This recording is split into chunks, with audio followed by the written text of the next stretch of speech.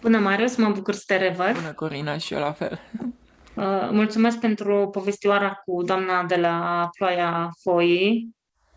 Foarte, foarte interesant.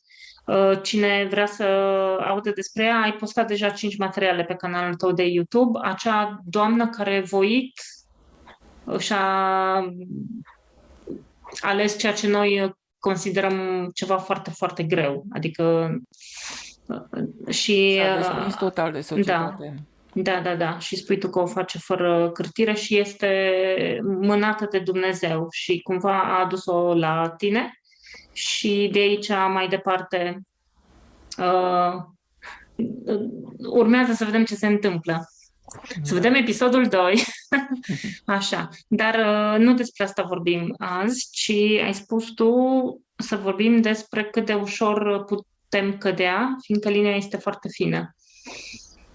Da, este extraordinar de fină și pe negândite și noi credem că de fapt ăsta este sensul vieții, să căutăm un bine pentru noi, dar când căutăm un bine pentru noi, generăm imediat adversitate din față, care ne lovește și suntem și surprinși. Și atunci Um, noi ne legăm și mai tare de binele nostru ca să nu-l pierdem și atunci crește intensitatea loviturii din față.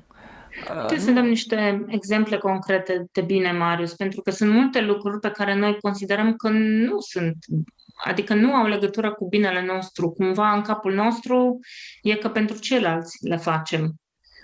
Și totodată, deci, odată să dăm exemple concrete de ce e binele nostru, dar la o privire mai superficială ar putea părea că e pentru ceilalți, asta odată. Și doi la mână, să vorbim puțin și despre starea interioară pe care ar trebui să o avem atunci când facem un bine care nu-i pentru noi. tema este foarte complexă, e de durată, probabil că o vom relua în din diferite alte unghiuri de vedere. Nu, nu poate fi epuizată deloc, mereu descoperim nuanțe, aspecte prin care ego-ul se introduce și nu ne-am gândit Mhm, niciodată. mhm. De Nu poate, exemplu, dar ca așa, ca o sinteză sau o privire de ansamblu, un tablou complet care urmează detaliat pe parcurs. da, spre exemplu, nu avem voie să să zicem că ceva nu este în regulă, Bun. că nu este bine în viață, pentru că tot ce vine din față vine de la el, este perfect și neplăcerile sunt de fapt un bine mai mare decât binele, adică sunt chiar vindecarea sufletului pentru că distrug ego. Deci asta înseamnă că dramele pe care le trăiește omul și se plânge, nu? Se duce la psiholog, la psihiatru, se duce la avocat, toate dramele la medic, toate dramele respective de acelea avem nevoie. Deci tot ceea ce noi ne plângem de lucrul acelea ne trebuie ce mai mult și sunt chiar vindecarea. Asta noi nu putem înțelege.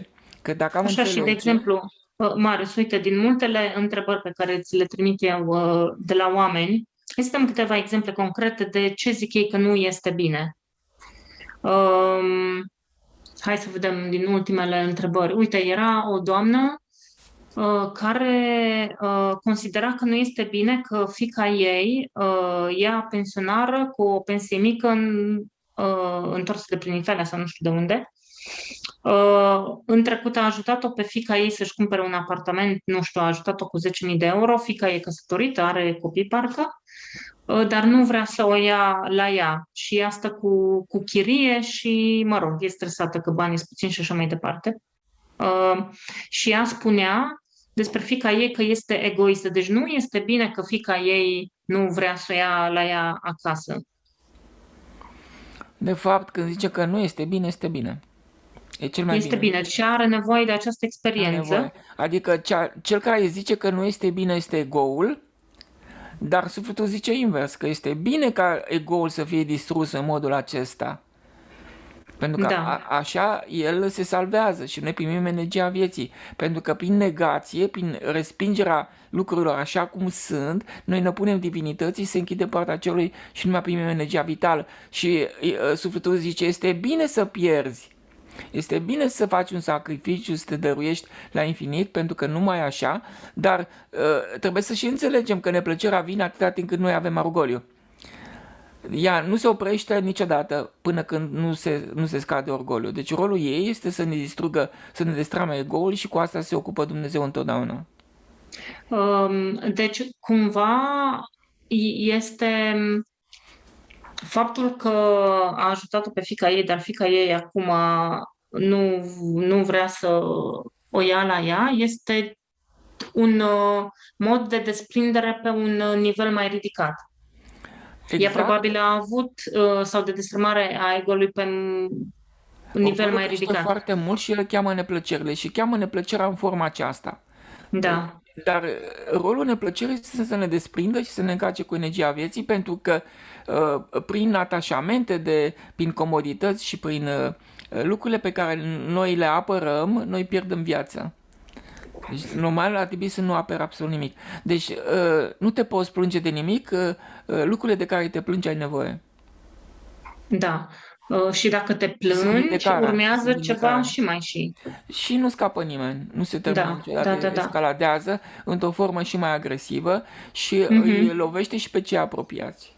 Că dacă zice Dumnezeu, nu vrei singur, că ai capacitate să înduri, așa cum un colegul meu avea capacitate, un prieten al meu avea capacitate, îi dădea dureri de spate de nu mai putea.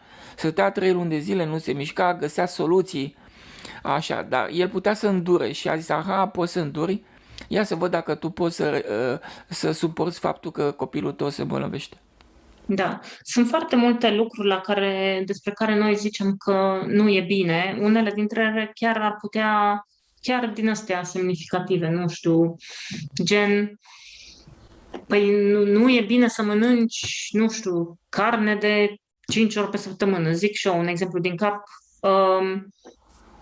Are vreo importanță cât de semnificativă e chestia sau nu are nicio importanță atâta timp cât ai zis că nu e bine, tu automat ridici un adversar. Da, și crește plăcerea și dorința, deci vine de la acest nu e bine. Crește dorința și vei dori mai mult și nu vei putea să te oprești. Este de neoprit. Dar vine numai din faptul că ai zis că ceva nu este bine. Nu poți să spui niciodată, adică că este o sentință și mai este o etichetă pe care o pui realității și tu, e ca și când ai zice că Dumnezeu nu face lucrurile cum trebuie, că nu știe să le facă. Tu, Doamne, nu știi să faci, eu știu. Asta înseamnă diabolizare. Da, pentru că eu dacă zic că nu e bine să mănânci carne de 5 ori pe săptămână și eu te văd mâncând carne de 5 ori pe săptămână, automat tu nu ești bine așa cum ești, deci zic despre divin că nu e bine. Ajungi să nu mai... Deci critici la celălalt, dar ajungi tu să faci ceea ce ai criticat la celălalt. Da. Deci imediat când te uiți la cineva că critică pe cineva, lucrul pe care îl critică este din el. Adică el nu face așa ceva. Ce nu-ți convine la celălalt, tu nu faci, de fapt. Sau tu faci lucrul acela. Uite, mai zicem că nu e bine despre... Hai să zicem... Dăm un exemplu pozitiv și unul negativ. Nu e bine să fumezi și ăla pozitiv, pozitiv... Nici nu știu cum să formulez sincer, dar măcar primul exemplu e nu e bine să fumezi, așa. Și doi, nu e bine că nu citești cărți să te dezvolți și tu, să-ți lărgești orizonturile. Că tu nu citești. Așa. Deci ce nu-ți place la celălalt este din tine. Sau m-a înșelat. Înseamnă că tu înșeli. Deci întotdeauna ceva care nu-ți convine la celălalt este din tine. Tu ești așa. Vorbești despre tine. Haide la exemplu cu nu e bine că nu citești cărți. Sunt și cazuri în care cineva citește foarte mult, să zicem.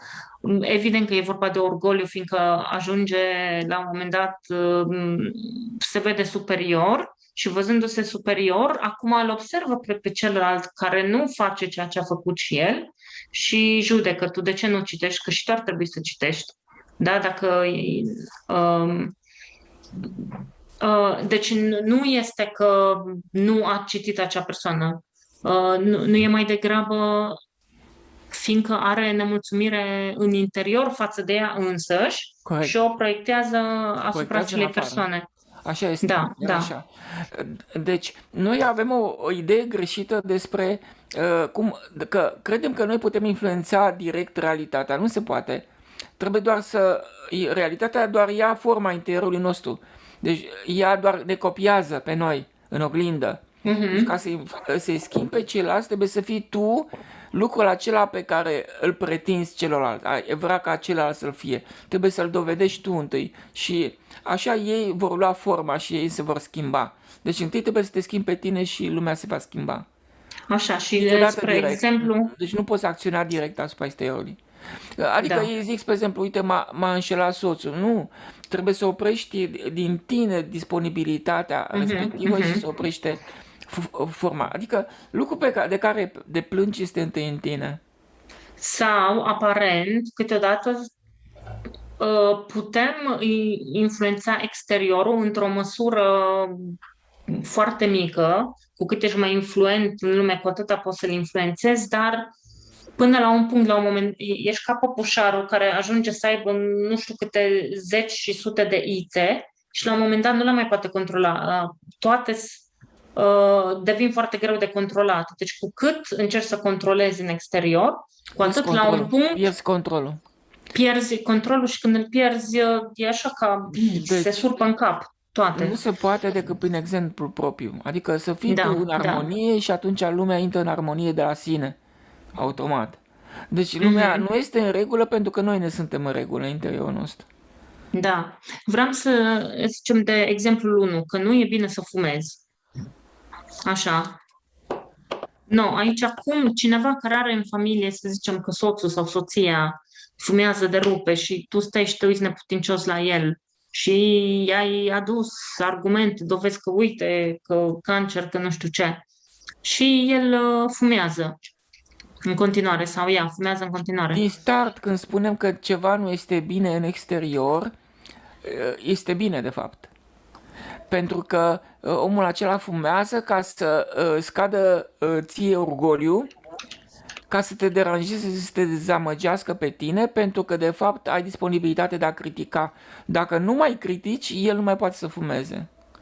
Ca să Mhm, fumeze, mhm. tu trebuie să fii nemulțumit de lucrul acesta și să-l critici Da, tot timpul și să nu accepti. Și nu accepti pentru că ai zis că a nu fuma sau a nu bea este un ideal. Fixezi un ideal, un bine și da, imediat da, da. generezi un adversar, generezi un opus. Exact. Deci noi de Trebuie să nu fiecare consideri dată nimic că este rău. Eu discutam cu Dana despre abuz, despre abuzare. abuzul în familie sau domestic Am sau tot întâlnit, felul. da, oameni care abuzau și a zis că în măsura în care eu n-am mai considerat că este bine să nu abuzezi, adică n-am făcut ideal din lipsa de abuz și am considerat că și abuzul este parte din viață și așa se manifestă viața, nu au mai apărut abuzatorii. Da. Deci când nu scoți un bine îl faci absolut, atunci nu pornești opusul. Da. Deci noi în momentul în care zicem că ceva Pentru nu că în e momentul, bine, scuză-mă fixăm un puțin, ideal. când fixezi idealul, nu mai poți să iubești. În clipa respectivă Da, s-a da, terminat cu da. iubirea. Și Mhm. asta este și modalitatea prin care noi privim religia sau Noul Testament. Noi credem că trebuie să respectăm un model Șablon, care un este acolo. Îl tipar, da. Mhm. absolutizăm modelul acela, dar adevăratul model nu este de tipul bine sau rău. Adevăratul model al vieții este să accepti viața așa cum este. Pentru că din față vine divinul în toate formele. Vine și sub formă de neplăcere și sub formă de rău și Da. prin formă de durere și omul care te Dar, deranjează, te înșeală, te trădează, este tot divinul.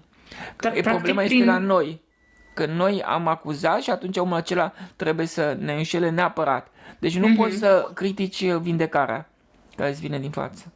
Dar practic noi cu mentalitatea noastră pe care o dezvoltăm încă de mici copii, că în ea creștem efectiv, are la bază fixarea de idealuri. Adică există un ideal de succes când crești mare, există un ideal de copil, există un ideal de partener, există un ideal de prietenă, prieten, există un ideal de job, există un ideal de vacanță, de excursie, de ieșire socială, de orice. Deci, practic, ăsta e stilul nostru de viață, să ne fixăm idealuri la tot pasul. Deci noi, Da, și într-una, da, criticăm, deci asta înseamnă că noi căutăm o într-una liniște în criticăm. vacanță și avem o neliniște mai mare. Da, Căutăm o da, slujbă mai bună și primim ceva mai neplăcut, adică trebuie să compensezi și îți vine neplăcerea acasă sau în altă formă. Adică crezi că de fapt ești fericit, dar ești mai nefericit. Adică da. primești o De nefericire asta mai mare. e o grămadă de lume care spune, păi eu am încetat să critic, am încetat să nu mai știu ce. Dar atâta timp cât mai avem idealuri, noi e ca și cum criticăm indirect. Corect. Tot ceea ce nu e acel ideal, e ca și cum îl criticăm, nu? Așa Și este. zicem că nu e bun sau nu e suficient de bun ca precum idealul nostru. Nu poți să spui nimic că este mai bun decât altceva, pentru că atunci împarți. Deci trebuie Da, să vezi că toate lucrurile sunt egale. Singurul lucru de pe care te poți baza este neprinderea. Adică să lași lucrurile să fie așa cum sunt ele și să le consideri egale. În momentul în care vezi opusele egale, adică nu e ceva mai bun decât altceva, ce este egal. Când vezi că noroiul este egal cu confortul cel mai mare, murdăria este egal cu confortul și perfecțiunea este de fapt mhm, imperfecțiune, când nu te mai deranjează imperfecțiunea și murdăria, atunci ai depășit dualitatea. Deci, depășirea dualității este esențială pentru că când ai zis că ceva este mai bun decât altceva, imediat îți va arăta viața că sunt o mie de alte aspecte pe care le-ai ignorat și te vor lovi din față, chiar dacă tu nu le vezi, ele există acolo. Deci trebuie să nu-ți da, permiți niciodată să împarți în bine și rău. Să zici că a nu fi bețiv este lucrul cel mai important. Nu. Există și bețivul, există și violatorul și abuzatorul, ele sunt manifestări ale divinității, dar vin pe ceva, vin pe o da. absolutizare. În momentul în care Mhm, zici, mhm, eu nu suport bețivii, în clipa respectivă ți se va da un bețiv. mhm. Da, da, da, da, Eu nu da. accept abuzatorul, că e un tâmpit, că e nu știu ce, imediat îți va da un abuzator. Pentru că e o Mhm, formă deci Dumnezeu nu urmărește asta. El urmărește să nu absolutizezi nimic din lumea aceasta, să nu o pui pe primul plan. Pentru că numai da. El există atunci. Deci trebuie să lași viața să fie cum vrea ea și este soluția maximă ca să nu-ți vină din față. Cum ai zis că ceva este mai bun decât altceva, cum te va lovi opusul. Da, da, da, da, Că l-ai da. creat. Uite, nicăieri nu se vede mai bine această absolutizare decât în relațiile noastre foarte strânse, care sunt acelea. Păi, cât ești copil cu părinții și apoi când ești adult cu partenerul, partenera sau copiii tăi. Um, și ce ai spus tu, când fixezi un ideal, nu mai poți iubi. Deci, cumva e evident, e mai mult decât evident. În momentul în care persoana din fața ta încetează să mai bifeze Să te satisfacă atributele în ideile idealului tale. tău, Gata, nu mai pac, poți iubi, ai s-a terminat cu nu mai el. poți iubi. Exact. Da. Și noi venim și zicem, păi te-ai schimbat, că nu mai ești la fel.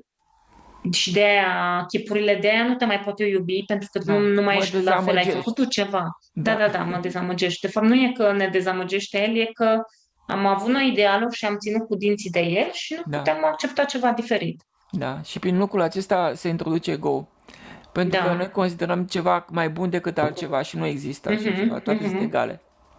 În momentul în care consideri că ceva e mai bun, îți vine o neplăcere, dar rolul ei este să distrugă această împărțire în bine și Da. rău. Când nu mai împarți, ești în divin instantaneu. Dar trebuie să ajungi la o stare în care să nu consideri nimic ca rău. Deci când vine ceva din față, să nu zic că este rău. Și asta se face prin acordarea circumstanțelor atenuante. Adică Da. să nu-l vezi ca o chestie absolută, deranjantă, ca o dramă, ca o pierdere, știi? Să le vezi pe toate ca eliberare, de fapt. Pentru că sufletul așa Mhm, le vede. mhm. Neplăcerea și dramele egoului, el le vede, el este cel mai fericit când vine. Deci noi, îți dai seama, ne ducem la doctor, ne ducem la psihiatru, la psiholog și ne plângem. Lucrurile de care ne plângem, de acelea avem nevoie. Și sunt, de fapt, vindecarea sufletului nostru.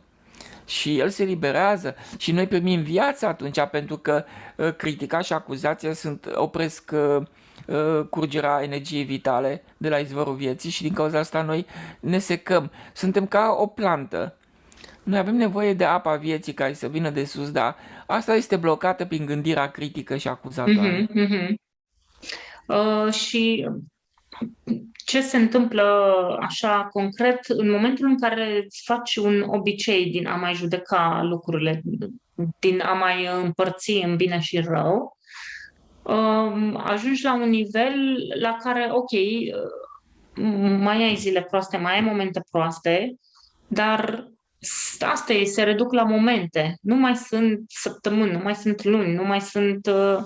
Este m-am un joc întâlnit... al vieții, este un joc al Da, vieții. Nu poți să pui sentințe pe jocul vieții. Divinul, de fapt, vine pe ce consider tu negativ. Dacă consider că ceva e negativ, îți aduce imediat opusul.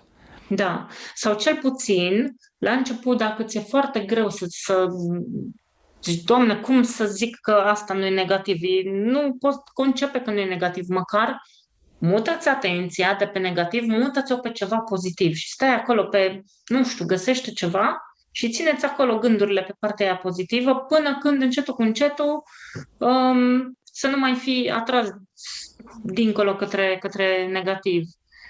Adică și mi se pare normal că să nu avem această capacitate, să nu considerăm ceva care are consecințe rele, poate pentru trup sau pentru cei din jur.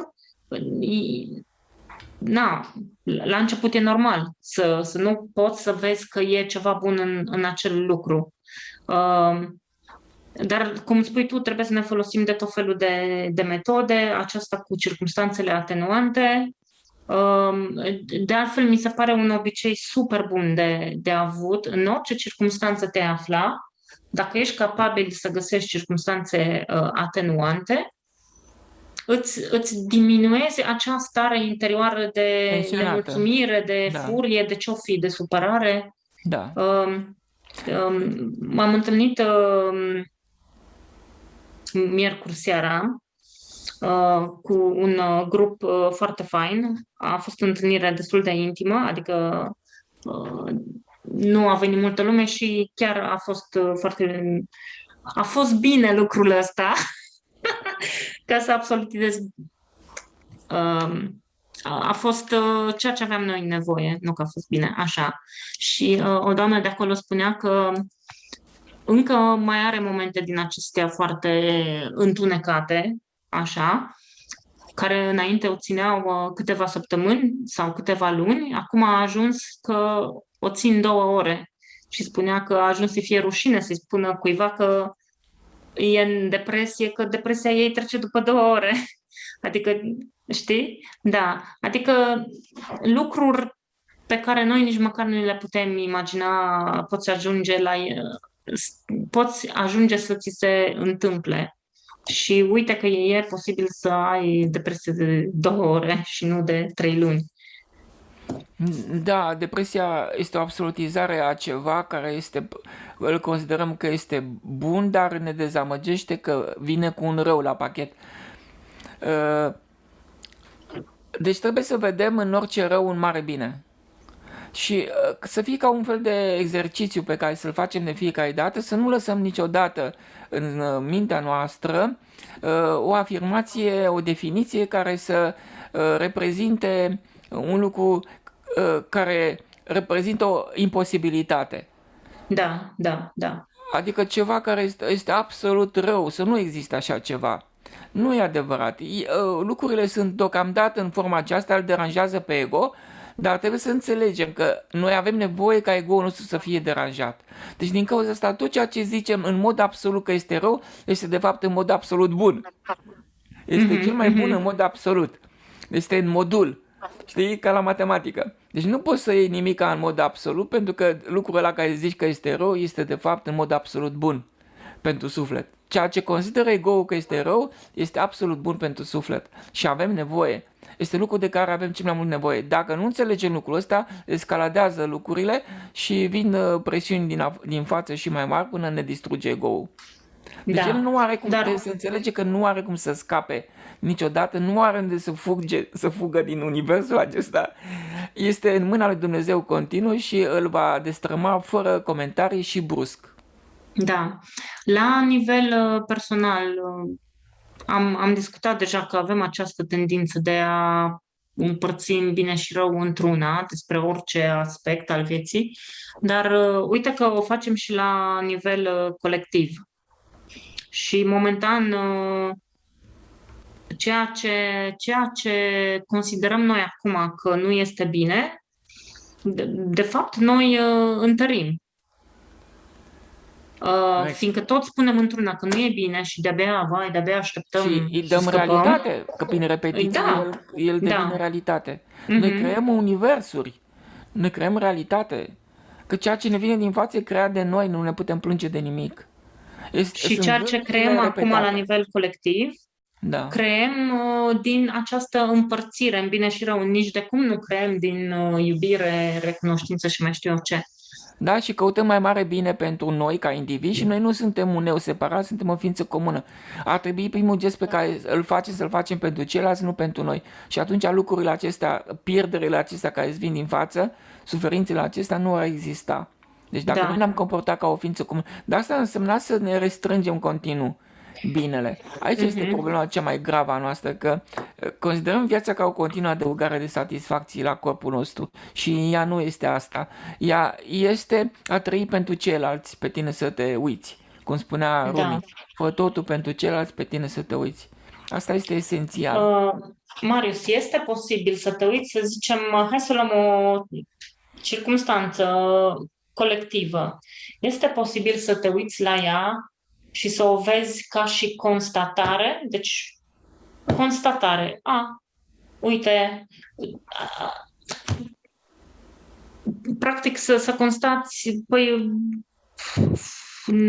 nu știu, 100% obiectiv ceva, fără să existe acea implicare emoțională, nu știu, acea agățare emoțională, fiindcă în momentul în care tu vezi un lucru din punct de vedere emoțional, când el te-a prins, automat spui orică e foarte bine, orică e foarte rău, sau bine sau rău, ceea ce îți place e bine, ceea ce îți place e rău. Dacă, uite, cum e, vezi, nu știu, că mi s-a întâmplat foarte recent, am dat share la o postare pe Facebook și mi-a comentat o prietenă acolo și mi-am dat seama după aceea că, wow, avea un trăgaci emoțional foarte puternic pentru mine, fiindcă vorbea despre copii cu nu știu ce boli din acestea grave și pentru care există tratament, dar cum că acel tratament n-ar mai fi fost disponibil în România și chiar dacă ar fi fost super, super scump. Ulterior, ea mi-a trimis niște linkuri unde am văzut că, de fapt, prețul fusese schimbat din lei în euro.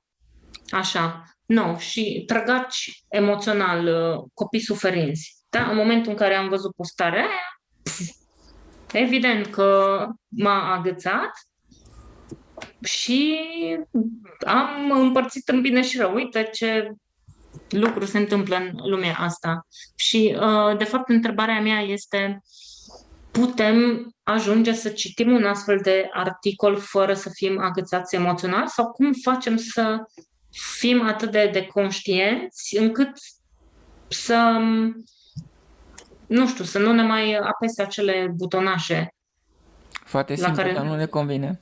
E foarte simplu, dar nu ne convine. Deci până noi nu renunțăm la comodități, noi nu vom vedea limpede Mhm, mhm. niciodată. Și din cauza asta nici nu înțelegem, pentru că avem văl pe față. Ca să Da, vină înțelegerea corectă și adevărată, noi trebuie să renunțăm la toate preferințele noastre. Adică să ne mulțumim puțin, dar în mod real să ne împuținăm și lucrurile din jurul nostru să le scădem importanța real, pentru că dacă nu facem lucrul ăsta, noi din starea de comoditate avem văl pe față și nu vom putea înțelege. Deci îți dai seama, oamenii își conservă comoditatea mai mult, îi doresc un bine, mai mare bine pentru ei, adică mai multă comoditate și un bine sufletesc, un bine, cum să zic eu, al stărilor emoționale, dar pentru că ei nu reduc orice curs ar face ei vreodată, Mhm. nu se face decât să le amplifică orgoliu, pentru că ei caută un mai mare bine pentru ego. Când binele pentru suflet ar însemna să reducă ego-ul, de să reducă posesiile. Și dacă cineva îi spune într-o lecție chestia asta, că întâi trebuie să renunțați la comodități, la binele vostru, și numai așa veți putea spera că veți ajunge să atingeți, să zic asimptotic, cumva o stare de eliberare, exact cum este Dana, cine are curajul? Deci, Mhm. imediat ți Mhm. se ridică vălurile. Deci, atâta timp cât omul nu își reduce necesitățile și nu se mulțumește cu puțin, el va avea văl pe față și poți să-i spui de orice, să asculte oricâte videouri, că el nu va înțelege. Va înțelege doar mental, dar imediat, într-o anumită situație, se va ridica împotriva ta. Pentru Da, că cumva mi se pare că oricum și acest proces, când începi încetul cu încetul să renunți la comodități, începi să te autoanalizezi și vezi când ai preferințe și iei o decizie conștientă de a merge și către opus, nu numai către ceea ce preferi tu. Um, Când începi să te limitezi, apare bucuria. Deci da, numai apare atunci bucuria, apare adevărata bucurie care nu se termină dar niciodată, pentru că tu fiind în puțin, acest puțin nu se termină niciodată, nu ți-l poate lua nimeni și da, este de fapt natura ta. da, dar vreau să zic că e un proces. În sensul că nu peste noapte ți se ia vălul. Începi așa, aici colo, începi să vezi, apar într-adevăr mult mai multe experiențe de bucurie, experiențe um, care le întrec cumva în intensitate și bucurie pe toate celelalte ce le-ai avut până atunci.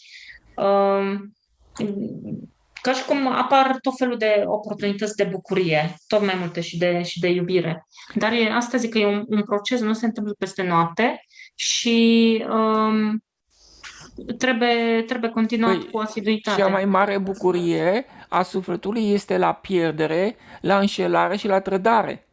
Deci atunci când nouă ni se întâmplă lucruri, drame pentru ego-ul nostru, sufletul este cel mai fericit, atunci se întâmplă, aceea este starea ideală, este starea Mhm. divină cea mai înaltă, nu cum se zice acum peste tot, în toate cursurile din lume, caută un bine pentru sine, ăla este bine pentru ego, adică a avea tot ceea ce au nevoie, satisfacțiile egoului, astea sunt de fapt, atrag nenorociri în viață și necazuri și omul se programează pentru o stare de suferință continuă și se trezește cu boli de lungă durată, cu drame personale în viața lor sau a copiilor, de care nu, sau boli de lungă durată de care nu au cum să scape. Pentru că posesiile sunt eu mai presus de toate, înseamnă diabolizare. Deci toată lumea aceasta vrea o diabolizare. E vrea să sufere mai tare, vrea iadul și nimeni nu vrea raiul. Ca să vrea Da. raiul trebuie să se deplaseze pe puțin, pentru că Dumnezeu este în puțin, simplu și modest, nu este în mult. Păi uite cum ne autoprogramăm noi așa egotic în fiecare zi. În momentul în care zic vreau aia, vreau cealaltă, vreau aia să fie așa, vreau cealaltă să fie pe dincolo, vreau viitorul meu soț, viitoarea mea soție să fie așa, vreau viitoarea mea casă să fie așa. Pe de altă parte, nu mi se pare nimic în neregulă cu um, a avea o imagine în cap, că acea imagine, clar, ți-a venit de undeva. În schimb, ce înțeleg eu de la tine că ar fi problema este când absolutizăm acea imagine. Deci, ok, să am imaginea aia în cap, dar să nu le dau la o parte pe orice altceva, să nu zic numai asta, numai asta, numai asta, restul nu vreau. Deci, și noi aici greșim, nu? Aici greșim că încetul, cu cât o conturăm cât mai bine, cu atât ne atașăm tot mai mult de ea și nu mai suntem dispuși să-i mai dăm drumul. Da, orice absolutizezi, uh, vei fi dezamăgit, pentru că îți va veni inversul. Pentru că Da. l-ai absolutizat, ai creat un adversar. Ai zis, aș vrea să am un soț care să nu bea, să fie cu minte și mai departe. Vei avea un soț care va bea și nu va fi cu minte. Sau poate că nu va bea și va fi cu minte, dar va avea, nu știu, poate va fi dependent de păcănele sau mai știu eu ce. Exact, Adică va apărea ceva altceva, va deci avea, va la avea fel de ceva că tu l-ai deranjant. programat, pentru că ai pus condiții lui Dumnezeu, când de fapt, pentru că cel care pune condiții nu are iubire. Și Dumnezeu îți va trimite ceva care să-ți înșele așteptările ca să te învețe iubirea orice ar fi. Tu trebuie să accepti ceea ce îți dă Dumnezeu, pentru că ți l-a dat special ca să distrugă orgoliul. Deci Da, nu poți fi nemulțumit de nimic decât să scoți din tine acele lucruri pe care le consider absolute, că nu este adevărat. Care este o formă de intransigență, de ură pe Creator, uh, o, o împotrivire la iubire. Iubirea și ce face? Ea acceptă totul așa cum este. Nu împarte, nu zice că ăla e bețiv și ăla nu e bețiv. Acceptă pe bețiv lângă el, îl acceptă așa cum este și are grijă de el în mod egal, la infinit. Și în clipa respectivă îi se ridică cazna. Este exact ca în povești, știi? Dacă prințesa acceptă pe porcul acela, adică ziua era un porc și noaptea se transforma într-un prinț. mhm, Dacă îl mhm, accepta așa cum era, atunci îi se dădea la o parte vraja și se făcea un prinț și ziua. da. Deci în măsura în care, deci este foarte instructiv că poveștile arată de fapt soluția. Deci trebuie să accepti ceea ce îți dă Dumnezeu așa cum este și dacă faci lucrul acesta, cândva poți să speri după ani de zile, când va vedea că tu nu mai renunți, că asta devine natura ta. A iubi este natura ta și nu te mai deranjează nimic, atunci îți ridică casna. Și mai este ceva, că pe de o parte zici că asta nu e bine, asta e greșit, asta e corect, și pe de cealaltă idealizezi ceva. Um, Se poate întâmpla ca ceea ce tu ai idealizat să se materializeze, să se transforme în realitate, dar îți va aduce, va fi ca și cum pentru asta am muncit, pentru asta m-am strofocat, adică nu îți va aduce absolut nicio satisfacție, nicio bucurie, va fi ca și cum m-am bucurat 3 secunde și după aia am revenit la starea mea de nemulțumire și așa mai Știi de departe, din ce? aia profundă. Și de ce? Da, Pentru că nu trebuie să urmărești ca celălalt să fie conform așteptărilor tale, ci să urmărești tu să nu ai niciun fel de așteptare. da. În clipa respectivă, celălalt nu te mai poate dezamăgi. Deci, Asta practic, trebuie noi urmărit. când idealizăm orice fel de experiență pe care dorim să o avem sau orice fel de, Vom nu primi știu, opusul. om, Vom primi da, opusul. sau dacă nu primim opusul efectiv, va fi sterilă acea searbă, de nici nu știu cum să-i zic, adică ne înlăturăm ceea ce, pentru că tu ziceai când nu mai vrei nimic, adică când nu ții cu dinții de ceea ce ți-a trecut prin cap sau ai simțit, că noi simțim când uh, vrem, vrem, când ceva ar fi pe placul sufletului sau nu pe placul lui, ar fi în acord cu el. Noi simțim. Să zicem că, nu știu, te plimbi sub o alee la marginea unei păduri, ești în vizită printr-un oraș și vezi pe acolo alergători și simți efectiv, wow, cât de mult mi-ar plăcea și mie să pot alerga pe o alee la marginea unei păduri, să nu mai trebuiască să alerg, ce știu, pe bandă la sală sau mai știu eu pe unde. Um, și nu e greșit că simți acest lucru și că te gândești, wow, ce fain ar fi, dar în momentul în care ai zis, bă, ce nașpa e la sală unde alerg și că asta e perfecțiunea, practic tu ți-ai tăiat șansele ca vreodată să poți ajunge să alergi lângă o pădure sau chiar în ceva mult mai bun. Poate ajungi, nu știu, te muți nu știu unde și numai prin pădure alergi sau ce Deci știu eu. greșeala fundamentală a noastră este că noi împărțim în bine și rău și zice că eu vreau numai partea asta bună, că Dumnezeu este numai bun, dar Dumnezeu se prezintă și sub forma neplăcerilor. Deci nu Mhm, poți să-l tai pe bucăți, să-l izolezi și să zici numai pe Dumnezeu bun îl accept și Dumnezeu care mă deranjează nu-l accept. Nu e adevărat. Pentru că dacă fac chestia asta, generez adversarul și mă va deranja continuu. Deci trebuie să-l iau pe Dumnezeu întreg. Adică să înțeleg, asta înseamnă iubirea, că neplăcerea, necazul, înșelarea, trădarea sunt chiar divinul. Chiar mhm, divinul. mhm. Deci nu pot să resping absolut nimic, trebuie să le accept pe toate și în măsura în care le accept și nu mai resping nimica, atunci nu mai este nevoie să-mi dea ceva care să mă deranjeze. Pentru că eu am ajuns în iubire. Iubirea asta face, acceptă toate formele de existență așa cum sunt și nu vrea să le modifice. Nu vrea să schimbe Da, pe nimeni da. și nimic. Când eu nu mai vreau pe nimeni să schimb, atunci mi se dă conform iubirii mele. Deci eu trebuie să fiu iubire orice ar fi și atunci exteriorul ia forma interiorului meu. Dar dacă împart în bine și rău, atunci voi fi dezamăgit tot timpul pentru că întotdeauna ceea ce consider că este bun, de fapt mi-l va distruge. Mhm. Noi considerăm cu Asta, ego că este bun, dar sufletul nu consideră nimica. Sufletul nu-i deranjat de absolut nimic. El se simte la fel de bine în noroi, în mocirlă, în mizerie, în dezordine, ca și într-un castel. Deci se simte bine oriunde. Adică, sau, deci el nu are preferințe în niciun mod. Nu-l deranjează absolut nimic. Eu am văzut dar filmul până... acela Crash, care ți-am povestit despre el, dacă ții minte. Un film american unde erau vreo 5 biografii care mergeau în paralel și noi mereu aveam tendință la fiecare din biografii respective să împărțim în bine și rău, un personajul bun, personajul rău. Și de fiecare dată regizorul a făcut în așa fel încât ne demonstra că este invers. Ceea ce Mhm, consideram noi mhm. că este personajul bun, de fapt se dovedea că este personajul rău. Și la ultima încercare, după ce aparent noi am înțeles lecția și am zis da, ok, este vorba despre a nu judeca, ne pornește o altă biografie și când ajungem la jumătate observăm că de fapt tot n-am învățat că nu trebuie să împărțim și ne inversa. Decât ne surprinde prin faptul că noi deja am împărțit. Deci asta Mhm, este o mhm. problemă gravă la noi, pentru că trăim în ego și din cauza asta avem o suferință continuă.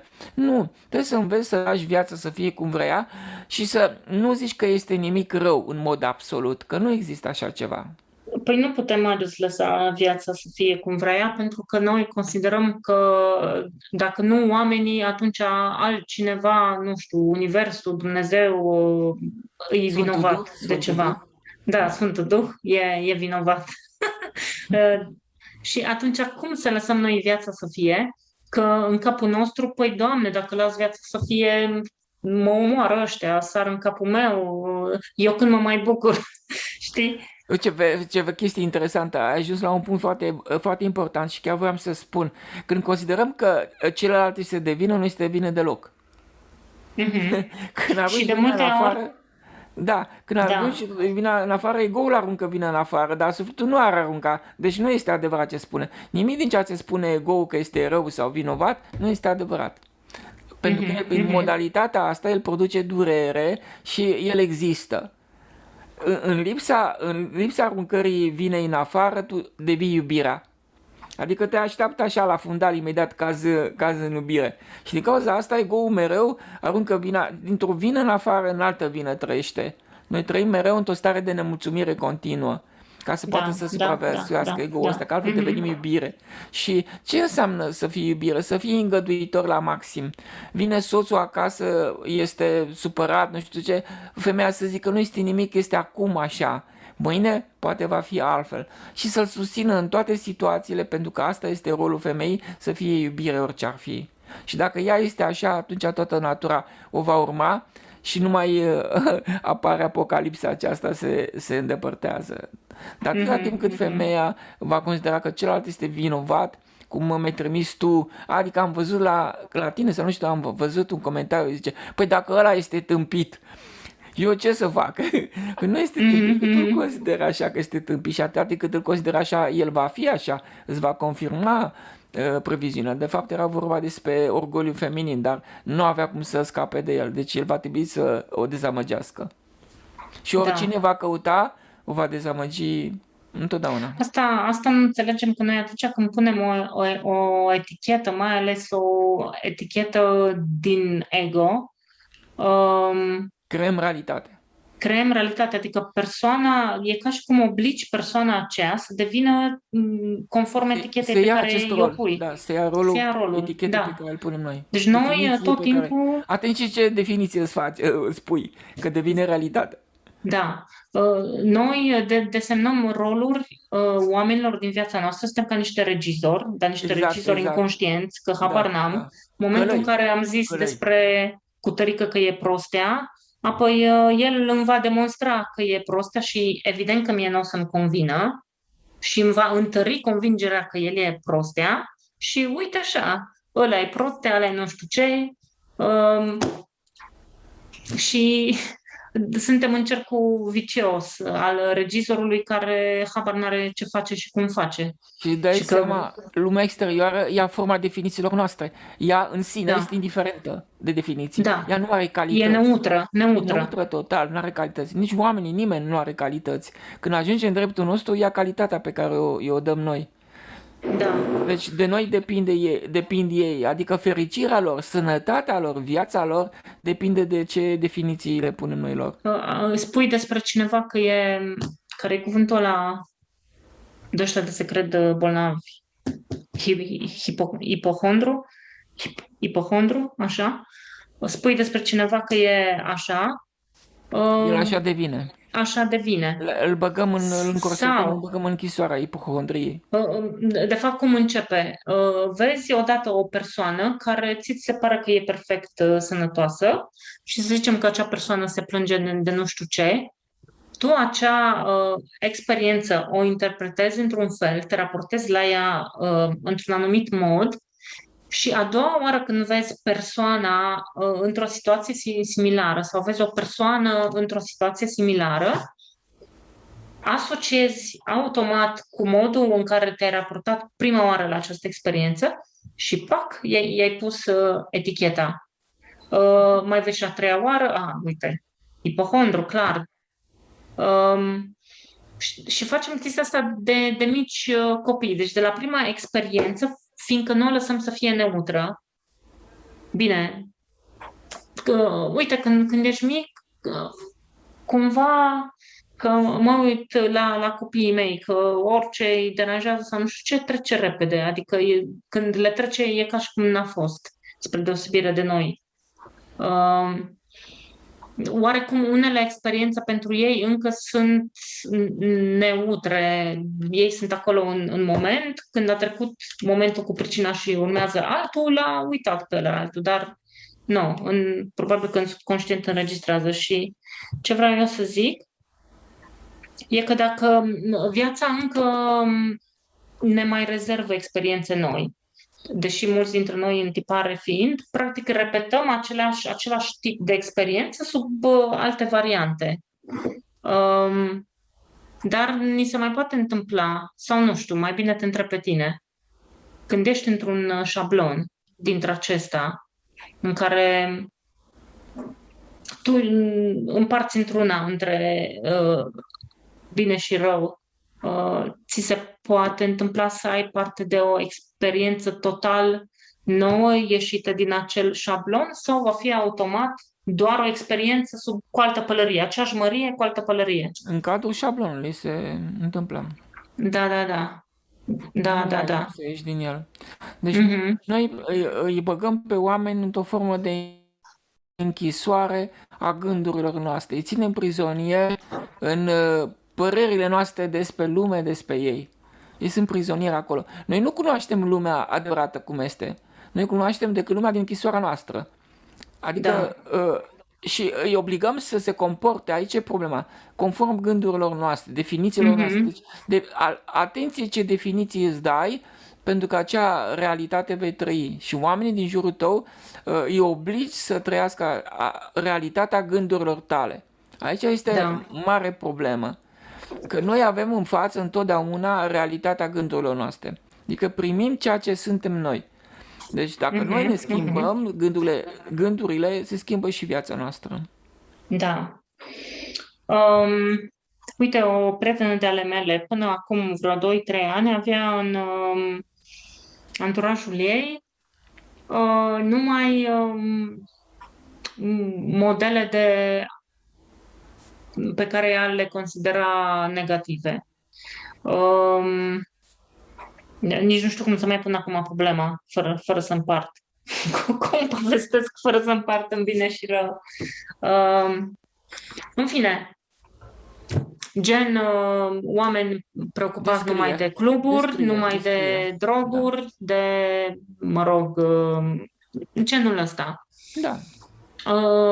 Între timp, mă rog, a trecut printr-un cancer, s-a vindecat, a fost jos o perioadă după, dar încetul cu încetul a început să fie interesată mai mult de partea asta de suflet.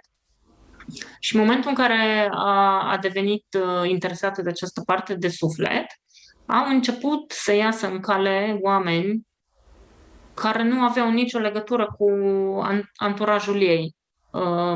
Dimpotrivă, oameni și ei preocupați la rândul lor de suflet. Și la început a fost foarte greu să rămână lângă acești oameni pentru că cerea cumva un pic de vulnerabilitate, să se vulnerabilizeze ea puțin și nefiind obișnuită, îi venea foarte greu să facă asta și decât să facă asta, îi venea să fugă și așa. Dar încetul cu încetul a reușit să rămână lângă acești oameni și acum apar tot mai mulți și tot mai mulți și tot mai mulți. Deci avem, dacă căutăm sau ne uităm prin anturajele noastre sau anturajul extins pe la prietenii noștri, prietenii prietenilor noștri și așa mai departe, eu zic că fiecare dintre noi poate găsi un exemplu în care un om, în momentul în care începe să-și schimbe gândurile, să treacă de la negativitate la ceva legat de suflet, automat Știi ce trebuie să urmărim noi? Să nu zicem niciodată, dar niciodată că ceva nu e bine. Asta ar trebui de ca și când ai zice că Dumnezeu nu face lucrurile bine, că nu știe nimic, știi? Dumnezeu, tu, Doamne, nu știi ce faci. Da, eu dar știu. Când crezi cu adevărat, haide să zic o chestie, când crezi cu adevărat că Dumnezeu nu știe ce face, ai vreo șansă să nu mai împarți în bine? N-ai nicio șansă. Nicio șansă și vor veni lucruri care te vor destrăma. Da, deci... Toate lucrurile pe care tu le preferi și le pui pe primul plan, ți le distruge, ți le ia. Și oricum, toți oamenii care încă au întrebarea fără răspuns de ce există atâta suferințe în lume și atâta nedreptate în lume... Pentru că trebuie. Pentru că noi avem ego. Pentru că noi avem ego. Fără ego nu există suferință, că n-are cine să sufere. Da. Dușmanul e noi, nu e în afară, niciodată nu e afară. Noi nu avem treabă cu exteriorul. Nu poți să spui nimic despre nimic, că exteriorul doar e oglindă. Noi trebuie să scădem orgoliul ăsta, adică să nu ne apărăm, să fim vulnerabili, să nu vrem un mai mare bine pentru noi. Și atunci noi ne unim cu ființa comună și niciun rău nu mai poate să vină la tine, pentru că Dumnezeu apără întotdeauna interesul tuturor, nu al tău. Se ridică împotriva interesului propriu întotdeauna. Și îl distruge fără discuție. Uite, spre exemplu, neomarxismul ăsta care a venit acum, ideile astea de comunism generale, să ia proprietățile, să mergi cu mașina încetul cu încetul comună, adică cu mașina, cu autobuzul, transport în comun. Toate ideile astea de comunism, astea vin ca să blocheze curgerea, pierderea de energie a vieții. Restricțiile care vin pe transport, acum sunt pe supermarketuri, spre exemplu în Italia și în Franța deja s-a votat legea aceasta, nu poți să intri în supermarket dacă nu ai certificatul verde. Deci toate lucrurile astea sunt făcute ca să se oprească consumul și pierderea de energie vitală. Și sunt naturale, sunt divine, în spatele lor este Dumnezeu, omenirea se va opune și atunci orică pe nivel superior, ori cataclisme din astea mari, inundații cu tremure, taifunuri, uragane sau război mondial. Deci nu are cum să scape. Nu, Marius, că și cu cataclismele și cu uraganele și cu nu știu ce, am găsit pe cineva să dăm vina și pentru ele, deci nu-i problemă. Noi că întotdeauna vom găsi. Sunt unii la butoane, apasă ei butoanele acolo și vezi, Doamne, că îți iei mai tare ca mama pământ, ceva de genul. Știi? Adică noi întotdeauna vom găsi pe cineva să dăm vina și atunci, deși atâta timp cât dai vina, atâta timp cât există un vinovat, ești tot în dualitate, că împarți în bine și rău. Nu numai, Că dar chiar dacă... dacă există armă meteorologică, în spate, decizia, aprobarea vine de la Dumnezeu, că numai El dă voie ca ceva să existe, să ia formă în existență și dacă El a dat voie, înseamnă că avem nevoie. Și până la urmă, dacă noi ne imaginăm acea persoană care stă la butoane și îi punem o etichetă nasoală și așa, și o judecăm într-una, o creăm, că suntem creatori de realitate. Sigur, sigur. Acolo unde este atașamentul de materie mai puternic, uite-te la țările cu atașamentul cel mai mare, acolo au avut loc distrugerile cele mai mari. China spunea că n-a avut asemenea inundații de 1000 de ani încoace. Mhm, Cred că n-a mhm. avut niciodată. Deci asta înseamnă că, Da, fiind da, atașamentul da. foarte mare, va trebui să fim distruși. Și ce a fost distrus? Pluteau mașinile pe ape. Transformaseră în bărci. Erau strunate toate. Uh, Mhm. Ce consideram noi? Vilele. Vilele erau distruse, erau căzute toate surpate. Deci tot ceea ce apreciem noi și punem pe primul plan, Bine, mai partea sunt materială, diferite când... forme de distrugere. Spre exemplu, mhm. există trupele Antifa, există MLM-ul ăsta, cum se numește, uh, uh, negrii contează, nu? Din Statele Unite, BLM. aceste organizații, BLM-ul. Toate lucrurile acestea sunt un atac din interior asupra ideii de că eu pe Dacă e o primul plan, care înseamnă absolutizare, individualismul. da. E o Mhm, absolutizare mhm. individualismul. Și înseamnă că binele meu mai presus decât binele celorlalți și atunci Dumnezeu ți-l distruge. Deci asta este automat, dar dintotdeauna a fost automat. De mii de ani am avut acea situație. Am văzut un film odată despre lux și spuneau că, Mhm. într-adevăr, oamenii nu mai suportau exploatarea pe care o făceau oamenii bogați, se răsculau, îi dădeau jos, le luau locul, dar până la urmă făceau și ei la fel. Deci erau ca un fel de buclă. Nu se termina niciodată că cei care îi dădeau pe aia jos și probabil că în Da, continuare este da. așa și nu înțelege că de fapt nu este problema la cei de sus, ci problema este că noi avem orgoliu și ne lipim foarte repede. Exact ceea ce a Mhm, mhm. observat Estera în Vechiul Testament. Deci până nu s-au umilit, ei nu au putut să scape de robie. Aceea soluție este acum. Noi nu putem să scăpăm de aceste presiuni care ne vin în afară decât dacă ne desprindem de ce preferăm noi mai mult. Și ne-a oprit acum tot. Preferai să te plimbi, nu te mai plimbi, stai acasă. Vrei să mergi la restaurant, nu mai mergi. Vrei să-ți faci cumpărături, mănânci până nu mai poți de la supermarket, nu mai mănânci. Deci toate astea sunt deja închise, sunt realități în Franța și în Italia. Probabil că se vor generaliza peste tot și vor veni și la noi. Nu contează motivul. Da. Um, Cumva sunt de așteptat aceste lucruri și e de așteptat să fie din ce în ce mai pe neplacul Mai nostru, puternice vor fi. mai puternic, Modelul pentru nostru că, de viață, de fericire a vieții este greșit. Este total da, greșit. Nu fiindcă trebuie așa. avem prea multe idealuri care n-au nicio legătură cu realitatea, Punem și comoditatea pe așa primul plan, dar suntem, comoditatea da. înseamnă trupul pe primul Păi plan și comoditatea e un ideal, nu? E un ideal, dar ideal, punem adică când, materia care este secundară și nu poate să fie da, niciodată pe primul plan. Adică tu nu poți să folosești energia cerului care ți-a fost dată ca spre înălțare, adică să o dai mai departe, să o blochezi în bunuri pentru tine. Ai blocat-o în bunuri, atunci ți le iau pe toate. Și asta se mhm, întâmplă mhm. și nici nu discută. Deci viitorul va fi de forma aceasta, va fi o formă de totalitarism în care oamenii se vor adapta. Dacă vor înțelege că trebuie să se restrângă continuu, este bine, dacă nu, pot să moară. Păi idealurile noastre mari sunt comoditatea, confortul și ca celălalt să se schimbe pentru noi. Exact, celălalt, nu noi. Da, celălalt, Celălalt e de adică, vină. hello, nu vezi că nu bifezi pătrățelele astea două, păi te rog, pune mâna și bifează-le, altfel, adică nu mă uit la mine, că poate nici eu nu bifez tone de pătrățele, da, dar am pretenția ca celălalt să le bifeze și este în orice tip de relație, mai ales în relațiile de cuplu și alea profesionale, la muncă, unde, unde miza e mare, pentru că, evident, apropo de muncă, am citit o chestie foarte tare ți-am și trimis citatul că salariul e un drog foarte tare. Adică în momentul în care tu ai ajuns să depinzi de acel salariu în sensul că viața ta se destramă dacă, Doamne ferește, rămâi fără el o lună de zile, și tu, și asta intră uite, la categoria că e rău să rămân fără job și să nu-mi găsesc un job imediat după. De ce rău? În momentul în care zici lucrul ăsta că e rău, păi dar tu vei fi dispus să stai acolo orice ar fi și pentru că ai zis că e rău, guess what? La job lucrurile se vor împuți de așa natură. Da, ai generat adversitate Da, din partea exact. exteriorului.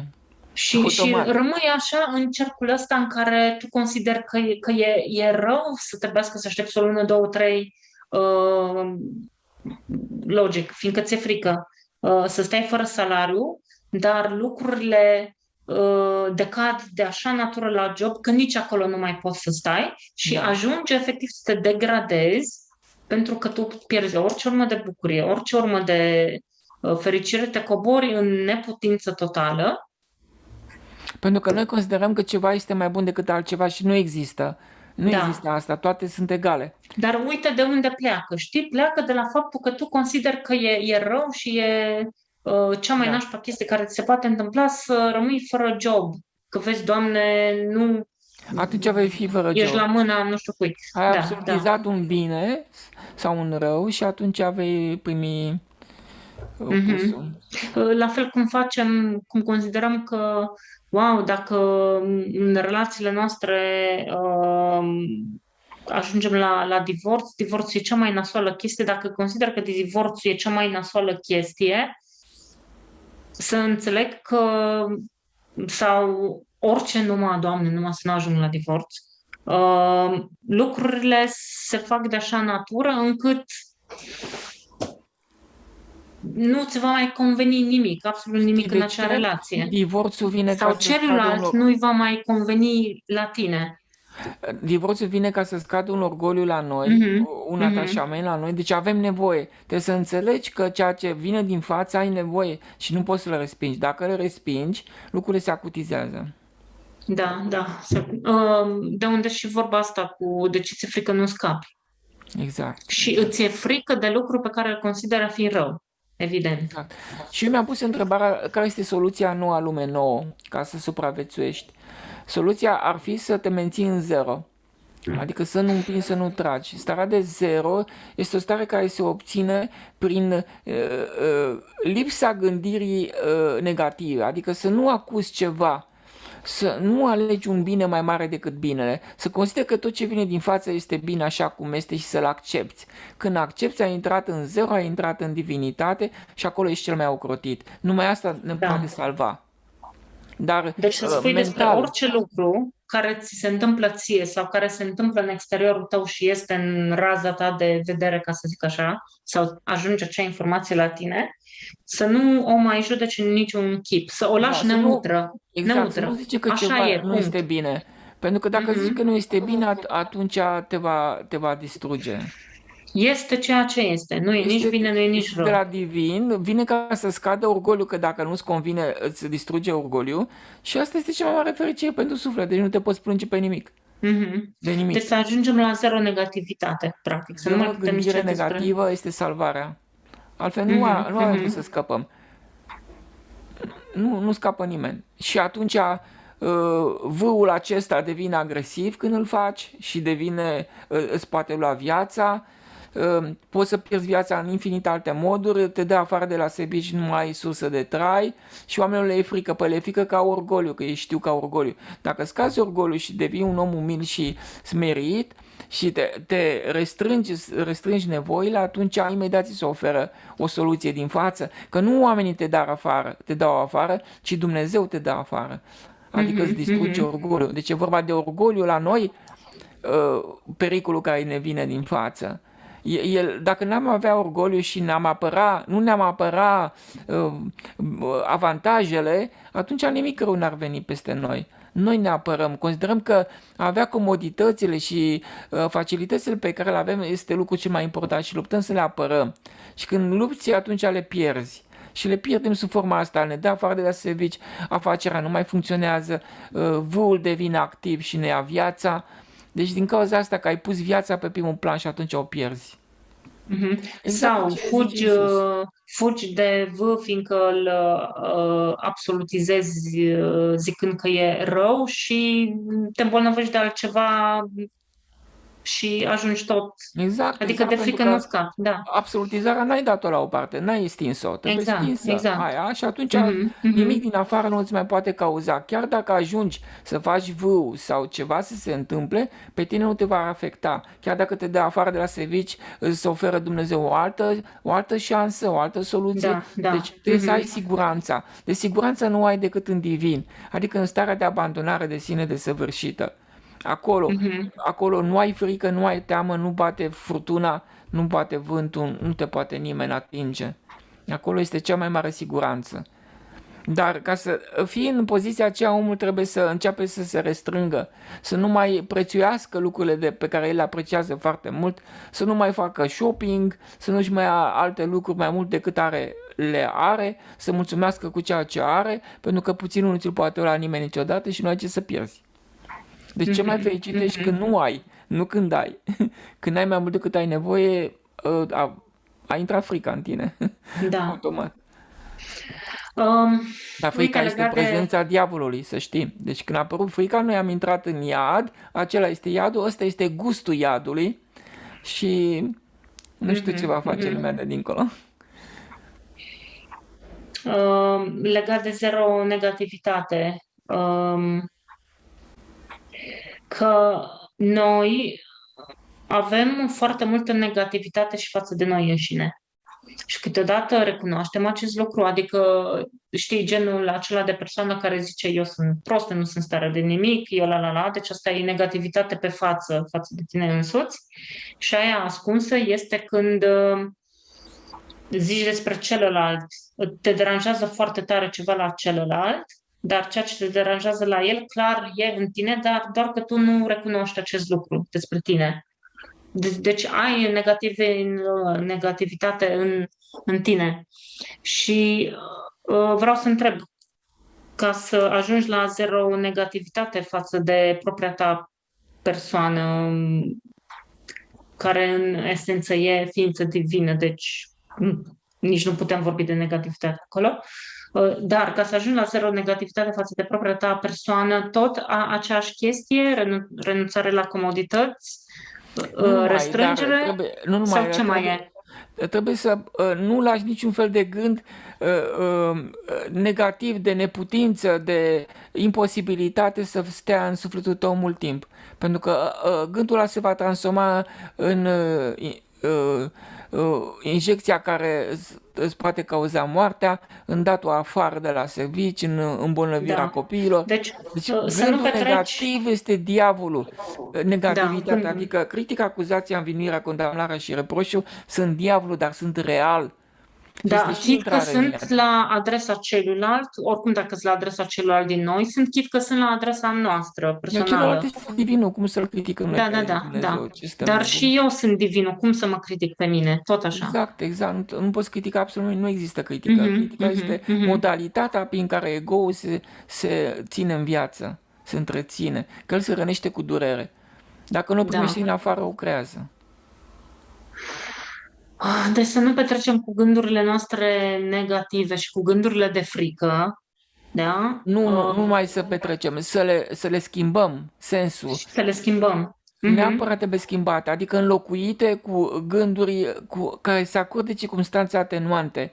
Adică nu-i nimic, oamenii mai greșesc, nu este adevărat, ei sunt acum, viața este doar un joc, nu este nimic Da, da, da. definitiv, nimic nu este absolut și nu poate să fie o sentință. Să nu lași lucrurile să reprezintă o sentință și mai ales la sfârșitul unei propoziții. Adică să Da. nu termini propoziția în sentință, că te-ai terminat atunci. Uite, mă sunase săptămâna trecută o prietenă din Franța că, na, cu toate schimbările care au loc acolo și așa, și era disperată, fiindcă ea pur și simplu nu vrea avânt și nu vrea și cu asta basta și înțelege că îi vor închide toate porțile. Și vreau să zic. Cum poate o persoană care, mă rog, din cauza anumitor convingeri pe care le are, cumva ea ajunge automat la această concluzie, la această sentință că va fi imposibil să. Um, și culmea culmelor este că e o persoană cu iubire de Dumnezeu, adică ea îl caută pe Dumnezeu Atunci va în face viața vârf ei cu și așa. necesitate și va fi și rău. Deci îți Mhm. dai seama? Deci Da, asta nu acea am cum să explic. negativitate, acea gândire negativă este agresivitatea lui V sau Aha, deci agresivitatea gândirea, da, exteriorului. da. Gândirea negativă este agresivitatea. Dat-o afară de la servici, toate situațiile neplăcute vin de la gândirea asta negativă. Te trebuie critică, acuzatoare, care reprezintă, cum am spus, o expresie, o imposibilitate, adică noi nu vedem speranță, nu vedem Da, da, posibilitatea da, de da, exact. scăpare. Păi aia este moarte dacă ai ajuns acolo. Înseamnă că ți-ai Da, închis toate șansele de a supraviețui. Te-ai omorât de acum. Deci, vâul nu te omoară, te-ai omorât tu acum. Deci singur, gândirea da, asta spunând negativă este că cea va fi care te ucide. imposibil să faci nu știu ce și nu știu cum, pentru că absolutizezi, adică l-ai, Da. da. Și vâul nu Mhm, va fi activ. Asta e soluția. În momentul în care nu ai gândire negativă, vâul nu va fi activ sau nu vei face vâ. Pe tine se mhm, va sări, da, da. ți se va oferi o altă soluție, ceva se va Mhm, întâmpla. mhm, Deci trebuie să înțelegi că Dumnezeu, adică lipsa agresivității exteriorului este iubirea ta, adică a nu vedea tu vinovat și rău în lume este de fapt soluția prin care Dumnezeu te salvează întotdeauna. mhm. Culmea culmilor este că atunci când suntem într-o stare foarte profundă de frică sau de deznădejde și auzim tot felul de îndemnuri, mai ales printre cei care se consideră credincioși și așa mai departe, ei iau acele îndemnuri ca venind de la Dumnezeu. Dar întreb și eu ca omul care deja cunoaște răspunsul, poate acel îndemn să fie de la Dumnezeu dacă tu ești în frică sau în deznădejde? Nu, păi stimulează frica, deznădejdea și îi ia omului puterea și el nu înțelege că în măsura în care eu consider că ceva este rău în viață, acela este rău care îți va veni din față. Că nimic nu te poate atinge dacă tu nu consideri că nimic nu este rău. Asta înseamnă iubire. Iubești numai în măsura în care nu vezi rău și vinovați în afară. Dacă nu mai vezi niciun rău, nimic rău nu te poate ataca. Dar dacă biserica le spune oamenilor că este rău nu știu ce, atunci le introduce frica în ei, gândirea aceasta că este rău în lume este chiar asta este de fapt răul care le va veni din față. Mhm, mhm, Este vâul care va fi activ, este dat afară de la servici, este boala mhm, copiilor, acea credință că este un rău în viață. Nu există așa ceva. Dumnezeu este mâna lui continuu, de la naștere până la moarte. mhm. El decide nașterea, el decide moartea, ultima hotărâre este la el, ce frică să ai. Da. Hai să vorbim, Marius, aș vrea să încheiem în 15 minute și aș vrea să vorbim un pic despre starea interioară, pentru că noi, ajungând, nu știu, te ascultăm pe tine și să zicem că lucruri, ceea ce povestești tu au logică și începem noi cu mintea noastră să procesăm informația și zicem, da, bă, uite, are logică să nu mai vezi nimic rău și vinovați în afară. Haide să încep să fac chestia asta, da? Și încep să zicem că habar n-am. Vine cineva, dă peste tine, dă peste mașina ta în parcare și se mai și ceartă cu tine că nu știu ce, că te-ai parcat o strâm sau nu știu ce. În fine și chiar dacă ți amintești, stai, să nu critic, și îmi țin gura închisă, da, ăla, eu nu spun nimic, zic, bine, domnule, facem cum vrei tu, mergem la poliție sau whatever, ce vrei tu. Cedezi. Deci, în afară, eu sunt cu minte, sunt foarte cu minte. Spun numai lucruri frumoase, la.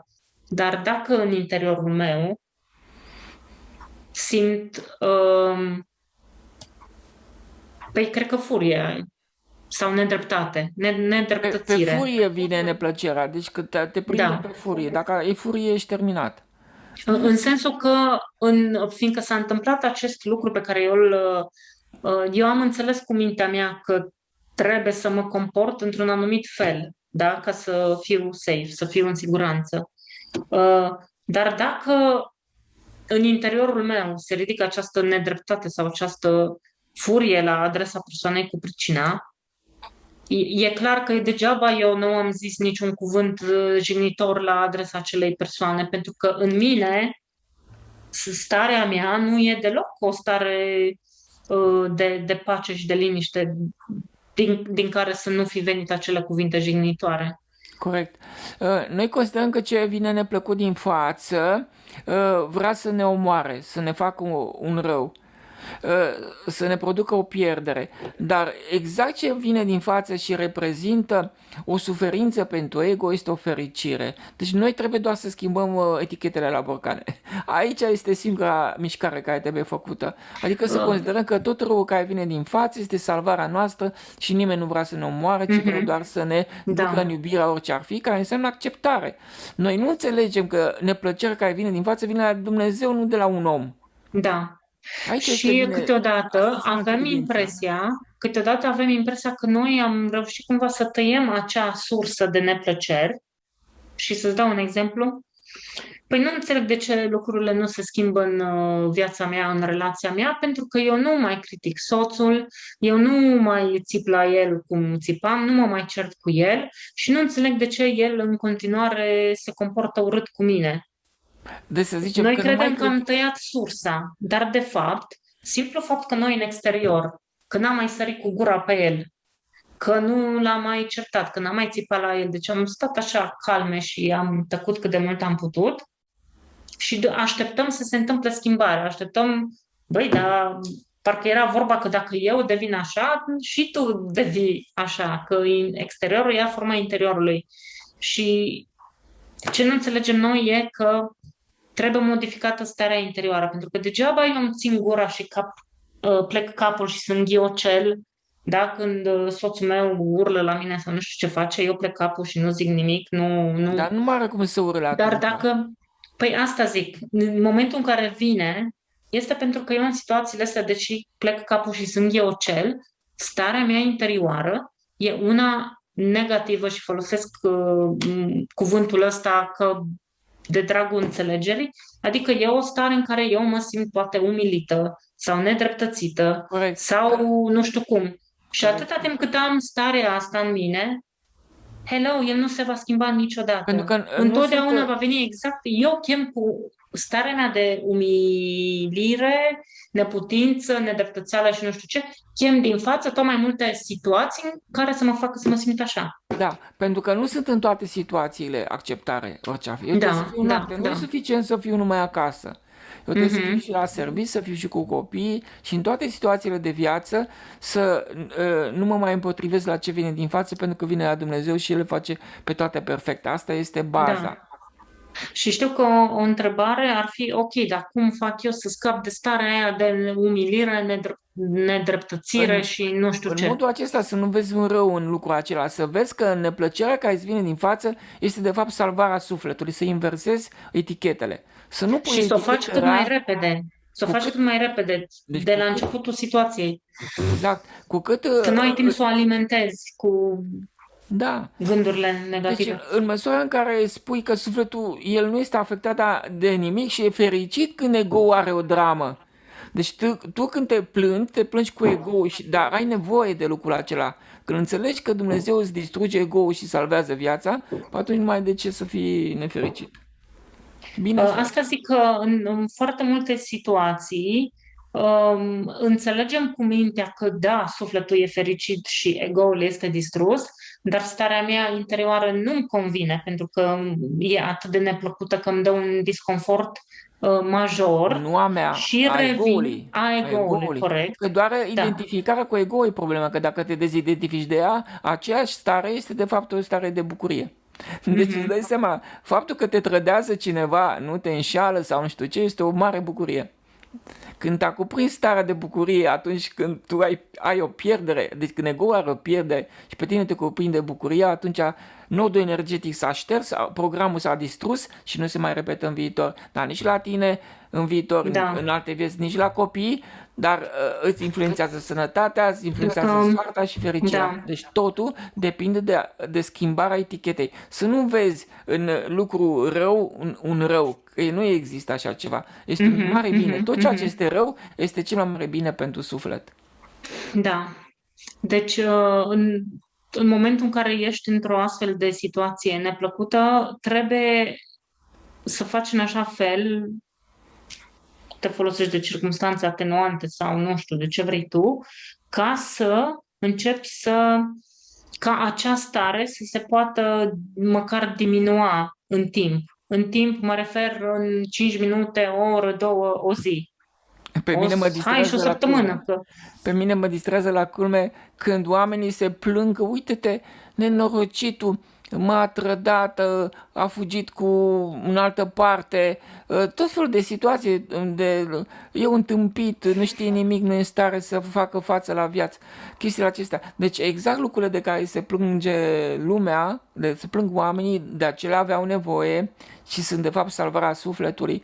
Deci îți dai seama, dacă iau după principiile care sunt vehiculate, relația ideală este Da, relația în care ți se întâmplă toate neplăcerile din lume. Este cea mai ideală pentru că este eliberarea sufletului, nu numai în prezent, nu numai în viața asta, ci și în viitor și pe 10 generații de aici încolo ție și copiilor tăi. Deci cel mai bine ești când ești deranjat la maxim, când lucrurile nu merg bine, când nu ai ceea ce ai dori să ai, pentru că într-adevăr nu ai nevoie, că dacă aveai nevoie ți le dădea. Deci singura da. situație, deci problema noastră este că noi punem etichete negative la ceea ce ne salvează sufletul. Și Vreau apare să fac o plângerea. completare, da, dacă pot, și că cel mai bine e să ai o relație în care să fii deranjat la maxim și în același timp în care să nu crezi că Relația acest divină, deranj asta e va ține la relația divină. nesfârșit. Da, Poftim? și în același timp să nu crezi că acest deranj va ține la nesfârșit, Păi bineînțeles că nu ține până la pentru că nu sfârșit. va ține Atâta la timp nesfârșit. cât depinde de etichetă. Dacă o pui din Evident, nou, nu se mai termină niciodată și mergi 10 exact, exact, generații de aici exact, încolo. exact. Deci Da, nu e da, de da, da, da. glumă, nu e deloc de glumă, că Um, determină de fapt și viața și moartea și poziția pe care o vom avea dincolo. Numai această schimbare a etichetelor la borcane, a definițiilor. Da. Și până la urmă, ce se întâmplă este că noi zicem, ok, păi uite, acum ego-ul meu se simte super umilit, da? Tac din gură, plec capul de la. Uh, Starea mea interioară e una foarte nasoală, identific că e starea ego-ului, dar dacă nu sunt dispus să accept acea durere a ego-ului, practic, că pe el îl doare, E vai, pe ăla e el îl iadul. doare. Deci dacă nu acceptăm, Da. ăla este iadul. Dar și Mhm. real și în viața de aici ai o stare de iad, adică de Mhm. mânie, de furie, ăla sunt caracteristici al iadului și ești în pericol. Deci, ești cel mai fericit om din lume când lucrurile nu merg bine. Când ești Mhm. trădat, când ești înșelat, când ăla este bețiv, când ăla nu știu ce-ți face, când toate lucrurile astea sunt cea mai mare Da. fericire. Deci noi ne Uh, plângem de fapt de situația ideală. Vreau să zic că ne e foarte greu să nu fugim de suferință. Știi? Ne e foarte greu. Suferința aceasta a ego-ului, că e a ego-ului, da? Nu e a noastră, E a sufletul nu ego-ului. suferă. Și tot încercăm să vedem noi, să o amortizăm cum putem, câteodată știi cum e, adică nu știu dacă știi, dar poate știi, când cineva te calcă bine pe bătătură, simți așa ca un fel de ușurare dacă repede sar la gâtul lui. Deși după aceea, evident, că dacă ai sărit la capul lui, situația escaladează și 2 ore mai târziu ești mult mai rău decât erai la început. Dar cu toate astea, noi, și asta, să sar la gâtul celuilalt, e tot un fel de fugă de suferința ego-ului. Și vreau să te întreb, Marius, dacă tu ai avut vreodată vreo suferință din asta foarte puternică a ego-ului. Că Într-o totul anumită pornește situație. de la identificarea cu eu. Toată cultura noastră și toate Mhm, științele acestea, psihologie și mai știu eu care, se bazează pe faptul că caută să salveze eu-ul. Făcând identificarea cu ego-ul, în momentul în care tu înțelegi că nu ești ego-ul și apare și sufletul și înțelegi care sunt caracteristicile sufletului, atunci nu vei mai vrea să fie ego. Deci ele există și oamenii mhm, plătesc și doctorii există, politicienii, uh, farmaciștii și psihologii și toți ăștia există atâta timp cât omul se identifică cu ego.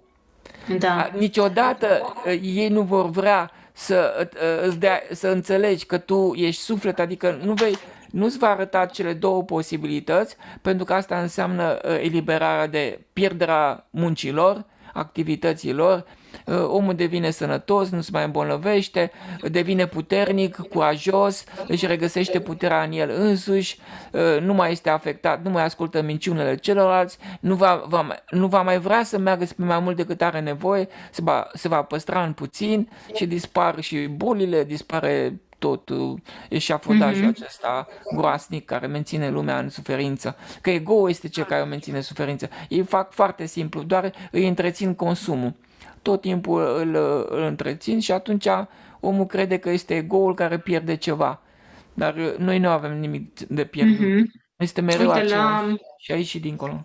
la începutul acestui proces în care înțelegi, bă, ego-ul ăsta, sufletul ăsta, eu care ce îmi doresc, să fiu ego sau sufletului? Și logic o să zici că vreau să fiu sufletul dacă chiar ai înțeles cum stau treburile.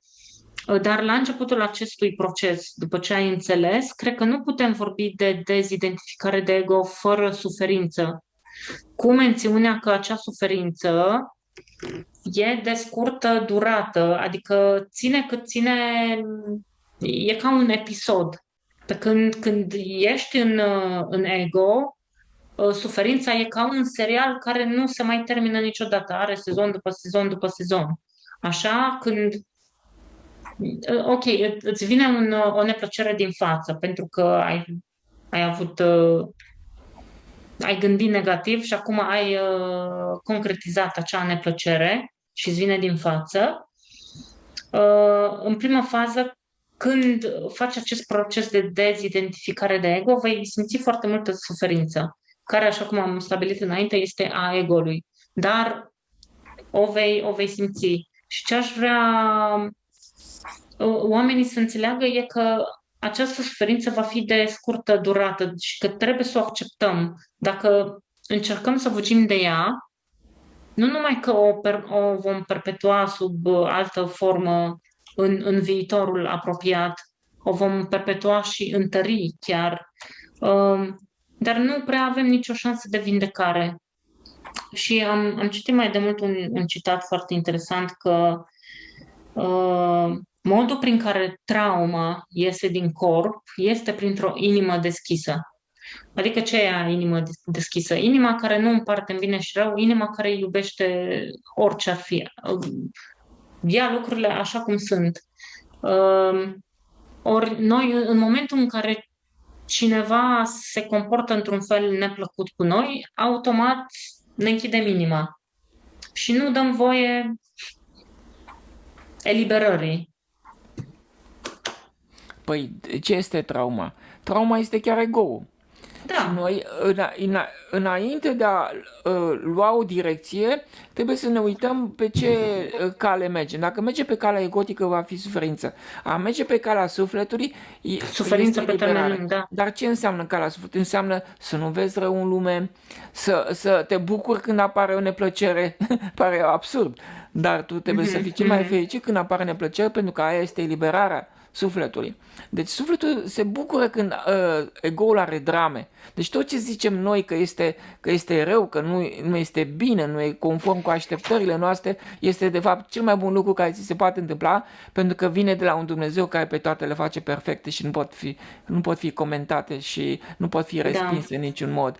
Deci singurul lucru care trebuie făcut este să nu mergem pe calea egotică, care înseamnă să pui o etichetă negativă la o neplăcere. neplăcere. Nu e adevărat. Neplăcerea este eliberare. Este lucrul cel mai bun care se poate întâmpla și este salvarea vieții, a sănătății tale și a celorlalți și a celor dragi și a copiilor și a ta pe 10 generații de aici încolo. Deci Da. este un lucru măreț. Este un lucru minunat care este exact că toată lumea zice de relația ideală. Ideală este să nu meargă lucrurile bine.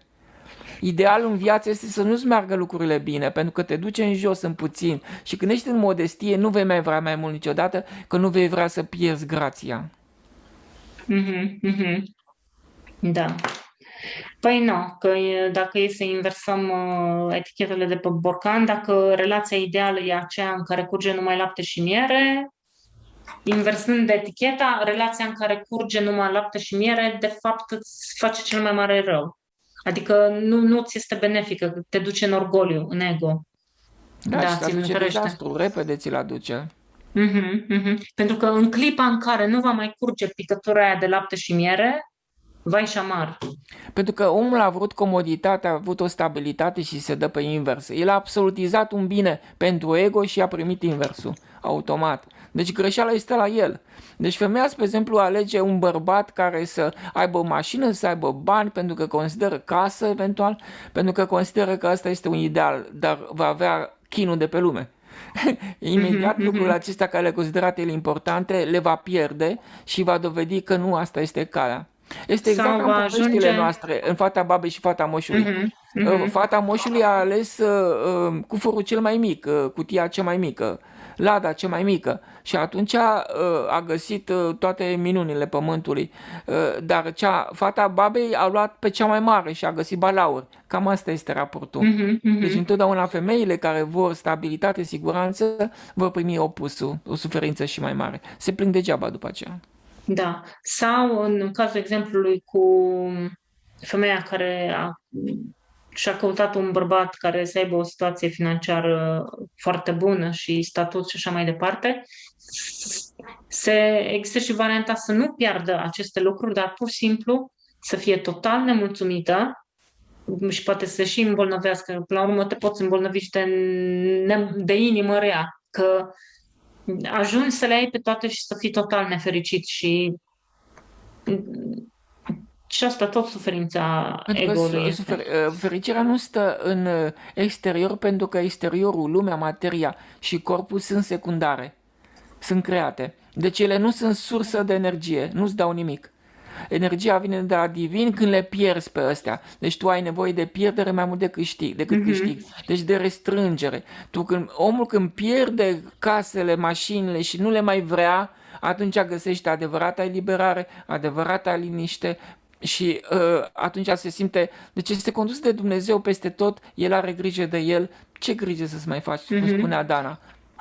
Mai este și varianta în care să ajungi să nu mai vrei aceste lucruri, dar să nu le mai vrei din orgoliu, ca să-i demonstrezi celuilalt că, uite, poți trăi și fără ele, știi? Și atunci iar nu se schimbă situația și tu tot într-o continuă suferință rămâi. Ți-ai păstrat orgoliu și atâta timp cât ai nemulțumire și consideri că ceva este rău, lucrurile acelea te vor deranja maxim tot timpul și vei suferi continuu. Da. Deci toată suferința lumii pornește de la faptul că la neplăcere îi zicem că e rea. Când de fapt neplăcerea este eliberarea sufletului. Unu, nu înțelegem că noi am creat-o. Da. Și doi la mână, nu înțelegem că are și asta este un rol situația acolo. ideală. Deci situația ideală, familia ideală, relația ideală și cea mai bună este când lucrurile nu merg bine, când oamenii te deranjează. Exact cum zicea domnul Simionescu, Doamne, mi-ai dat o zi de bine, ai uitat de mine, deci ești în pericol. Da. Având în vedere că majoritatea relațiilor cu tot felul de probleme în ele și că sunt foarte puțini cei care pot să zică că au relații în care se simt împliniți, cred că ar fi toți, ar trebui de mâine majoritatea dintre noi să începem să zicem, bă, să fie mai fericiți. Da, uite ce bine că suntem în relațiile astea, că uite așa ne vindecăm. Uite, am întâlnit când am fost la Brașov, a venit o doamnă care era singură și era tristă, continuu era tristă. Și Păi lucrurile alea de care era tristă, ea de fapt trebuia să fie fericită că i s-a întâmplat ce s-a întâmplat. Pe nivelul de orgoliu pe care l-a avut, lucrul acela i-a salvat viața.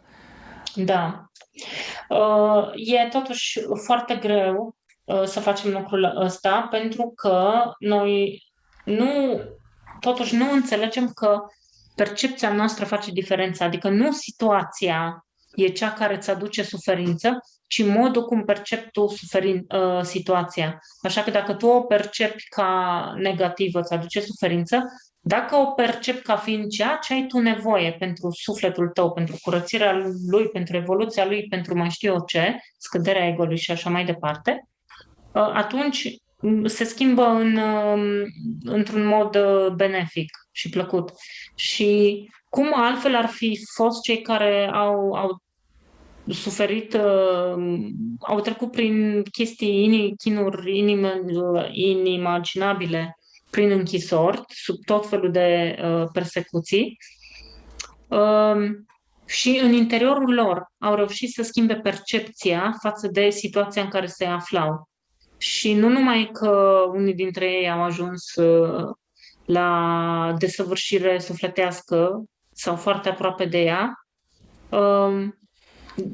și când au ieșit de acolo au făcut lucruri cu totul și cu totul speciale și foarte, foarte greu de înțeles cum poți tu în închisoare să stai acolo și să fii tratat ca un câine și umilit în toate felurile posibile și să stai să mori de foame, de fric și de mai știu eu ce, și cu toate astea să ajungi să percepi situația ca și cum nu e deloc una negativă. Dar despre asta e vorba. Și noi trebuie să ajungem ca acei oameni din închisoare în relațiile noastre, să ajungem să percepem situația ca fiind exact ceea ce avem nevoie și ceea ce e benefic pentru noi, și până nu facem lucrul ăsta vom rămâne în suferință, vom schimba relațiile ca pe șosete, dar următoarele tot în suferință ne vor ține. De fapt, orice considerăm noi că este important din lumea aceasta, le vom pierde. Că vrem, că nu vrem, că înțelegem, că nu ne înțelegem, ni va lua, cum se zice? Ni se vor lua, Ni se vor lua toate. ni se vor lua. Da, da, da. Ni le va lua pe toate. Dar, revin la situația din fata babei și fata moșului. În măsura în care te îndrepți spre lucrul acesta, cu modestie și simplitate și nu le pui pe primul plan, atunci îți rămân. Adică asta înseamnă că ele nu te pot afecta. Deci dacă nu le consideri importante, ele nu te vor afecta. Deci dacă poți să stai într-un palat ca și când ai sta într-o casă micuță, și să nu fii afectat, adică modestia să nu o pierzi, iubirea și dragostea de oameni să nu ți le ia, atunci ele vor rămâne. Dar dacă omul are aceste bogății exterioare, dar le pune pe primul plan, le pierde pe toate. Da, da. Și asta nu vine decât să demonstreze că, într-adevăr, nu există nimic absolut rău și bun pe lumea asta. Pentru că depinde cum gestionezi tu în interiorul tău realitatea ta. Dacă te atașezi de ea, ți se ia. Dacă nu te atașezi de ea, ești total... Pe de altă parte, trebuie să înțelegem că suntem limitați. Adică oricând noi putem să devenim inumani, neomenoși, cruzi și haini. Oricând. Fiecare din noi. Nu este garanție niciodată. Poate acum înțelegem, dar mâine s-ar putea să nu mai înțelegem, în măsura în care vom avea tot ceea ce avem nevoie, ne putem pierde firea divină. Din cauza asta noi trebuie să ne deplasăm spre puțin întotdeauna, în toate situațiile de viață, pentru că nu este nicio garanție în noi că nu ne vom schimba. Să ne verificăm tot timpul. Ne ia mintea, ni se pune volul pe față, nu vom mai gândi bine și atunci ni se schimbă caracterul automat. Deci din cauza asta, exact ce zicea Părintele Ghereman de la Muntele Athos, ce faceți aici, Părinte, toată ziua? Și le-a zis, noi toată ziua aici suntem atenți să nu vrem mai mult. Asta Mhm. este grija noastră care trebuie să... Deci mereu trebuie să fii, să nu vrei mai mult, să te împuținezi continuu, conștient, pentru că nu știi ce se poate întâmpla. O poți lua razna foarte ușor. Mhm. Mhm. Fiecare din noi.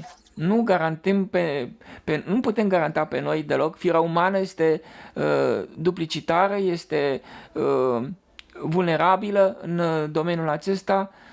Când dă de bogăție, uită de omenie și de, de iubire. Uită de iubire. Din cauza asta noi trebuie mereu să ne restrângem, pentru că să ne apărăm de noi înșine, dușmanul este în noi, nu e în afară. Și este ego-ul nostru. Îți dai seama, toate necazurile din lume se rezolvă numai scăzând orgoliu. Dacă să scazi orgoliu, omul trebuie să reducă comoditățile, renunțe la ceea ce are mai mult decât are nevoie, pentru că altfel nu va fi înțelept și nu va vedea clar, limpede. Ca să vezi limpede, trebuie să te menții sub limita de necesitate. Mhm. Am întrebat odată cât de importantă este dăruirea pentru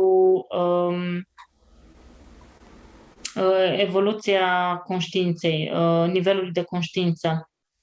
Și răspunsul fusese că e o întrebare care, într-un fel, nu și are sensul, pentru că cineva care a ajuns la un nivel înalt de conștiință dăruiește în mod automat. Adică nu trebuie să vină cineva să-i zică că trebuie să dăruiești. Um, din momentul în care noi ne plângem că trebuie să dăm 10% din de ce să dau eu 10% din de ce să dau eu zeciuiala, sau că am mai auzit că cine a stabilit raportul ăla de vin de 80-20%, că de unde știu eu că e așa și cine zice că e așa, știi? Adică e evident că ne e foarte, foarte greu. Este Da, raportul până de la urmă, aur. Oamenii de da. știință au observat că celula, 80% din energie o dăruiește și păstrează pentru ea, doar 20% este un raport de aur. Mhm, mhm. Și cu toate astea nu zice nimeni să începem dintr-o dată, de mâine, gata, dăm 80%. Da, ni se zice, bă, zeciuiala, 10%. Sau nu poți 10%, începe cu 5%. Sau cumva, nu? Nu e ăsta un început bun, măcar cu Da, și cel mai 5%? important lucru este să-și reducă din comodități, mereu. Da. Pentru că în viața de zi cu zi poate să facă lucrul ăsta. Să meargă pe jos, să urce pe scări și așa Să mai nu-și departe, să mai mănânce ia, puțin, să nu da, ia mai treci mult pe decât are lângă, nevoie, lucruri, da. da, da, da. Să se Mhm. înjumătățească în toate și asta este un început la îndemână pentru orice om și imediat îl face economie de energie, îi vine energie, pe restrângere îi vine energie și viața lui se restaurează și vede rezultate. Că asta e important, să vadă rezultate, că dacă nu vede, el nu Da, se da, poate da. schimba. Mhm, mhm. Dar să știi Da, că este un lucru esențial ca el să-și reducă comoditățile, pentru că altfel nu se ridică voalul de pe față și degeaba spunem noi în aceste registrări atâtea lucruri și atâția oameni împreună cu noi că nu vor înțelege sau nu le vor accepta. Deci ca să da. existe înțelegere și acceptare, omul neapărat trebuie să-și reducă bunăstarea. Mhm, Altfel nu mhm. vede. E orb. Nu gândește limpede. Așa este. Sau Nu e crede că ia inspirat. deciziile, da, neinspirat. Că și aici să iei, Păi uite, spre exemplu, ajungi. are mai mult decât are nevoie și intră într-un magazin și el simte nevoia să cumpere lucruri de care nu are nevoie. Adică tot surplusul ăla simte nevoia să-l dea pentru că Dumnezeu face chestia asta ca să-l salveze și se trezește cu Mhm. tot felul de lucruri în casă care nu-i folosesc la nimic și Da, îl da. pun presiune pe el. Deci dacă el s-ar mulțumi cu puțin și ar fi atent să nu vrea mai mult, atunci ar fi inspirat și Dumnezeu ar zice nu ai nevoie să cumperi lucrul acela, nu străbăște Mhm. la nimic, mai adaugi atâta cât te mai ai în casă și nu mai ai loc de ele. Și nu înțelegem cât de la cheremul cuiva suntem în momentul în care cedăm foarte ușor. Vezi o reclamă cu nu știu ce și ai cedat, gata, vreau aia ce văd în reclamă sau ce aud. Adică, practic, depinzi la orice pas, tu depinzi de cineva. Ești atât de ușor influențabil încât poți fi dus oricum, oriunde, și tu crezi că na, mamă, ce chestie faină că pot să-mi iau lucrul ăla, ce fain că mi-l permit, ce fain că... Da, Deci, ca și concluzie, Marius, ce am notat eu aici, um, una e că noi ținem oamenii în închisoarea gândurilor noastre și obligăm să se comporte conform gândurile noastre, în funcție de etichetele pe care le punem. Așa. Și cealaltă, um, când fixezi un ideal, nu mai poți iubi. Și noi fixăm idealuri tot timpul când zicem că ceva nu e bine sau că ceva e mai bun decât altceva. Da, și pentru mine, cea mai mare fericire posibilă pe pământ este nefericirea egoului. Când ego-ul are drame, are pierderi și trădări, este cea mai mare fericire pentru suflet, este liberarea sufletului din închisoarea cea de toate zilele a ego-ului și nu există pe pământ o mai mare bucurie. Deci toate lucrurile de care noi ne plângem sunt de fapt lucrurile cele mai importante și cele mai bune care se pot întâmpla și sunt salvarea sufletului nostru. Deci să încetăm măcar a ne plânge, dacă nu Nu altceva. numai, să Măcar zicem, să mi nu s-a mai plângem. întâmplat o nefericire, Mhm. bine, îmi trebuie, așa îmi trebuie, este salvarea sufletului și trebuie să fiu bucuros, nu trebuie să fiu trist. Deci nu există motiv de tristețe, pentru că Dumnezeu nu-ți dă ceva care să te omoare, ci îți dă ceva care să-ți distrugă ego-ul, să-i producă drame groasnice, dar toate dramele pentru ego sunt eliberarea sufletului. Da, asta e de înțeles pentru cineva care a ajuns deja la un anumit nivel de înțelegere, dar pentru oamenii care se zbat efectiv în aceleași Totul șabloane, pornește, în să aceleași știi, tipare. totul pornește din faptul că noi nu vedem că există un suflet, noi nu știm că există un suflet. Noi când zicem eu, zicem nu la ego. Deci la Mhm, interesul mhm. propriu zicem eu. Dar noi nu suntem interesul propriu. Când nu vrei interesul, nu vrei binele tău, atunci te cuplezi pe suflet. Trebuie să înțelegem cum intrăm în suflet, că noi nu știm și nu-l Da. alegem niciodată. Deci atâta Și timp cât cultura și știința noastră nu vor arăta și nu vor vorbi despre suflet, care se opune total interesului egoului, noi nu vom găsi eliberarea niciodată. mhm. Și nici măcar despre acest lucru, adică de faptul că nu se vorbește despre suflet, nu ni se vorbește deloc în termenii cei mai adevărați, ca să zic așa, nici măcar despre lucrul ăsta nu putem spune că e bine sau că e rău. Adică nu putem judeca că nu se vorbește despre Nu suflet, că este, înseamnă, nu este rău, păi da. este o mare bucurie dacă ego-ul suferă. Este lucrul cel mai bun Mhm, care se poate mhm. întâmpla, este situația ideală. Da. Cumva e pentru că am ajuns într-un Și noi ne plângem de situația ideală, ce absurditate, da. de vindecare. Este cumva pentru că am ajuns la un grad atât de ridicat de egoism, de ego, încât nu mai merg cu noi, nu mai funcționează chestiile astea așa mai minore sau mai suportabile. Trebuie direct cu gen, ok, uite, ia-ți de aici comodități câte vrei, da? Și după aia când te pălești de neplăcerea din față, apoi te pălește serios de tot, că numai așa mai ai tu șansa să ieși din ego, practic, pentru că s-a adunat și tu n-ai învățat nimica până acum și acum cumva vine lecția finală, trebuie să fie de așa natură acea lecție ca să ai cât mai mari șanse să o înțelegi. Eu cam așa văd Este foarte lucrurile. important să înțelegem că tot ceea ce vine în viața noastră, nu există ceva să nu fie bine. Nu există.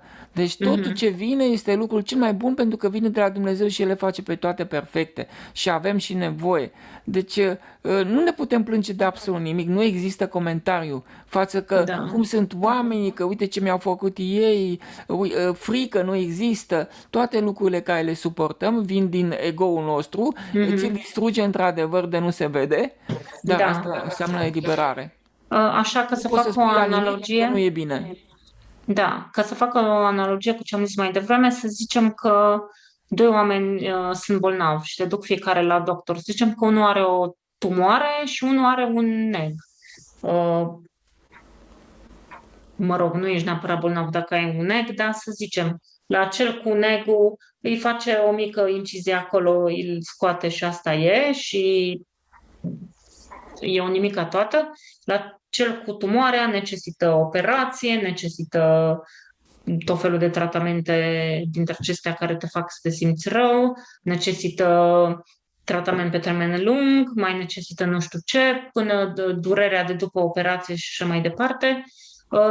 Cumva și cu ego. Ego unuia este negul și una, două e scos ușurel, dar unde ego-ul e dita mai tumoarea, e clar că scoaterea acelei tumori presupune mult mai multă durere decât scoaterea negului. Și atunci, dacă eu am ajuns în stadiul în care să am dita mai tumoarea, nu mă pot plânge că este atât de... Păi de ce trebuie să fac operație? De ce nu pot să iau o pastilă și să dispară tumoarea? Păi ai trecut de mult de faza în care luai o pastilă și se reglau lucrurile. No, ceva de genul. Adică nu ne putem plânge de chirurg când Nu ne putem taie plânge și de ne... nimica pentru că Da. Dumnezeu, de fapt, ne salvează viața prin toate neplăcerile care ne le trimite. Într-adevăr, ne distruge ego-ul grav, dar de lucrul ăsta avem nevoie. Exact de lucrul ăsta avem nevoie. Deci întotdeauna, Mhm. exact de lucrul care ni se întâmplă, de acela avem nevoie. Nu putem să-l Și comentăm. dacă, uite, să zicem că în realitatea noastră exterioară, poate că, nu știu, avem o anumită vârstă sau nu știu ce, sănătatea e degradată destul de mult, dar simpla acceptare a faptului că ceea ce ți se întâmplă este distrugerea ego-ului și că este bine pentru suflet, da? Poate că nu ți se schimbă, poate că nu te vei vindeca, poate că nu ți se schimbă realitatea, poate că mori. Dar și dacă mori cu această acceptare, tu dincolo ai făcut un salt în sus, așa e? Deci poate aici, poate pe pământ nu mai poți schimba nimic, dar încă poți schimba dincolo. Prin fiecare acceptare a vieții așa cum este, tu urci mult în lumea de dincolo. Da, De fapt, da. este raiul. Deci capacitatea de a accepta umilința și înjosirea fără să te superi este raiul. Deci noi practic nu putem zice nicio clipă aici pe pământ că gata, s-a terminat, e imposibil. Nu. Și ceva ce poate e imposibil aici pe pământ, e posibil dincolo. Adică nu Nimica e nu este, niciodată game over, exact. Nu este nimica rău joc din ceea ce terminat. vine din față, este ego-ul nostru care ne lovește prin oamenii care ne deranjează, dar în modul acesta noi scăpăm de presiunea ego-ului și așa primim viață, sănătate, tot ceea ce vrem. Deci avem cel mai mult nevoie ca ego-ul nostru să fie distrus. Deci avem nevoie de necazuri și neplăceri cel mai mult, sunt darul cel mai neprețuit pe care ni-l dă Universul și Dumnezeu și reprezintă salvarea noastră în viitor, adică pe 10 generații de aici încolo și a copiilor noștri și uh, altă soluție nu există decât să înțelege că tot ce vine este spre folosul nostru și spre Da. binele nostru. Mhm. Nu e nimic Și de mai e un respins. lucru. Și mai e un lucru. Să zicem că ești foarte grav bolnav și ești pe patul de moarte. Dacă accepti această situație ca fiind una benefică pentru sufletul tău, nu numai că vei crește dincolo, dar cumva îi încarci cu energie și pe urmașii tăi. Sigur că da, încă din viața asta încarci viața cu energie pe cei apropiați la fel și le faci cel mai mare bine. În măsura în Da. care tu uh, accepti tot ce vine din față fără reacție, tu de fapt te cuplezi pe divin, pe suflet și viața asta ți se schimbă radical. Deci întotdeauna există un motiv pentru care să, Speranță. să accepti. Chiar dacă aici apare că e totul pierdut, Și este întotdeauna pe există un interesul motiv. nostru să facem asta. Că dacă nu Da, acceptăm, da. noi ne opunem de fapt medicamentului divin și atunci o Mhm, pățim rău. mhm. Nu te poți Da, opune. da, De fapt, suferința ce este? Opoziție la iubire. Este opoziție la divin. Deci faptul că noi zicem că este rău adică medicamentul e care ți-l dă Dumnezeu, consecința e consecința opoziției la divin. opoziției. Da, că Da, zice că și vine din faptul că noi numim rău ceea ce ne salvează sufletul. E pe da. dos total și o nebunie, e absurd. Parcă suntem, Mhm. nu știu, neînțelegători total. Numai câți oameni din viața noastră, din anturajul sau realitatea noastră imediată, cred că dacă ar fi să facem o listă cu toți oamenii pe care îi cunoaștem și Se um, plâng, toată lumea se plânge. am nu? vedea de fapt, Vaită. Dar în de funcție au de etichetele nevoie. pe care le punem, că avem dita mai listoiul de oameni pe care îi considerăm răi într-un fel sau altul și pe listuța asta cu oameni uh, nici nu știu cum să zic, buni, că nu vreau să zic buni, adică Cu cât cineva te deranjează mai mult, suflet. cu atât e mai bun. Deci cu Da. cât vine o neplăcere mai mare, cu atât eliberarea este mai puternică și Mhm. salvează viitorul. Deci tu ai nevoie de necazuri Cu cât de oameni mult pe se care îi poate. apreciem, așa. Iar listuța cu oameni la adresa cărora nu avem decât aprecieri, recunoștință și admirație, îi zicem mersi dacă avem 1, 2, 3 oameni pe lista aia. Și culmea Da, este, da. ăia pe care nu-i apreciem, ăia ne fac cel mai mare bine. E Mhm, pe mhm. dos. Ăia care Bine, nu, eu zic că ne fac și ăștia la alții, fiindcă mult mai cumva ceea puțin, mult mai ce... puțin. Viteza cu care ne Da, scoate da, da, din iad ăilalți este cel mai da, da, mare. da, Deci da, ar da, trebui să da, le da. pupăm mâinile. Mhm, mhm. Deci sunt maestri pentru noi, oamenii care ne Ei deranjează. cumva, știi cum îi văd eu pe oamenii ăștia față de care nu avem decât admirație și recunoștință și apreciere? Îi văd ca pe un fel de balsam depus pe rană după ce vine ego-ul și te lovește prin intermediul omului din fața ta. Știi? Ei sunt cei care fac să fie experiența un pic mai ușor de trecut. Adică, ok, m-a pălit o boală sau m-a pălit un om că a trebuit să-mi scadă ego-ul, ei sunt ca un fel de balsam. Știi? Adică o fac situația să nu fie chiar atât de... să nu ne doară chiar atât de tare cum... și Da, să ne dar omul putem... care te pălește este infinit mai prețios decât Da, orice. asta am Te-a înțeles. scos Da, din deci ei ne închisoare. vindecă, omul care te pălește te vindecă și omul celălalt pe care îl admiri e ca un balsam pentru sufletelul tău. Da, Da. da. Da, da, da, așa, să-ți fie mai ușor să nu te plângi. Să-ți fie mai ușor să nu te plângi. Asta vreau să zic, da. Deci avem nevoie de ambii în viața noastră. Nu e că și noi totuși vrem să-i dăm pe ea la o parte, pe cei care ne scad ego-ul, am vrea să-i dăm la o parte și să iasă cu totul din Ăia viața sunt cei noastră. mai importanți, că fără ăia nu Da, ăia sunt ajungem. cei mai importanți. Exact. Fiindcă ei sunt cei mai eficienți. Exact, sunt Și doctorii ce mai divini. rapid. Da, da, da, da. Doctorii La supremi. țintă. Pac, pac, pac. Da, da, da, da, da, da, da, da.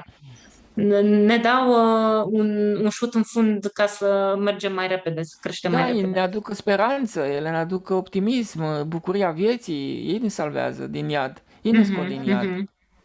Da, da. Dar oricum, eu și pe măsură ce încep să schimb mentalitatea și să încep să nu mai dai vina în afară, să nu mai găsești vinovat, încep în viața ta să apară și oamenii aceștia balsam și astfel poți face față cu mult mai multă ușurință neplăcerilor care îți vin, fiindcă acum ai sprijinul celorlalți.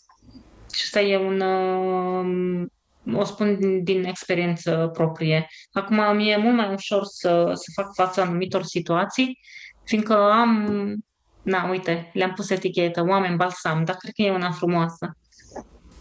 Am mulți astfel de oameni în viața mea, tu, Marius, fiind unul dintre ei. Așa. Eu fac tot posibilul să te deranjez cât mai tare, nu știu dacă reușesc.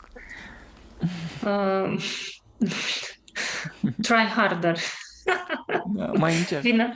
Da. Nu, sunt lucruri care încă mă deranjează, dar încă sunt destul de subtile și pe multe dintre ele nu am pus încă punctul pe ei.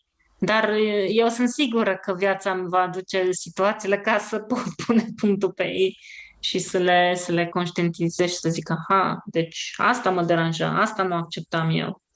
Da. Exact lucrurile de care te deranjează, de ele ai nevoie. Mhm, mhm.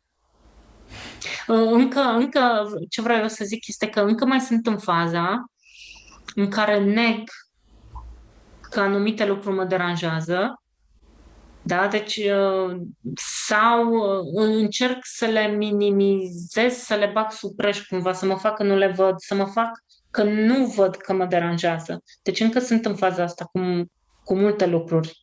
Uh, și sincer înțeleg de ce fac asta, pentru că credința asta că dacă simți sau îți trece vreun anumit gând prin cap, care nici măcar nu e gândul meu, da? Dar el a rulat acolo multă vreme, l-am pescuit de unde l-am pescuit și a devenit un obicei să-mi treacă prin cap.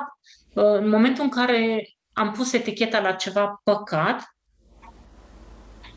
evident că îmi va fi greu să recunosc ceva la mine care sună a păcat sau are eticheta de păcat și atunci e mult mai ușor să zic că, bă, nu, pe mine nu mă deranjează chestia asta, știi? Dar asta zic, sunt multe lucruri care E mă periculos să spui că deranjează. ceva este păcat că te va lovi din față. Da, exact și asta mi-ar plăcea ca oamenii să înțeleagă, Doamne, ce mi-ar plăcea ca oamenii care ne ascultă să înțeleagă că nu avem voie să zicem despre nimic, nici ce e la noi, nici ce e la ceilalți, Că nu e că în e păcat. ordine. Totul e în ordine. Da, că nu e în ordine. E în ordinea divină, Mhm. nu poți să o negi. E ca și când Da, ai zice da. că tu, Doamne, nu știi ce faci. Cum să nu știi? Mhm, mhm.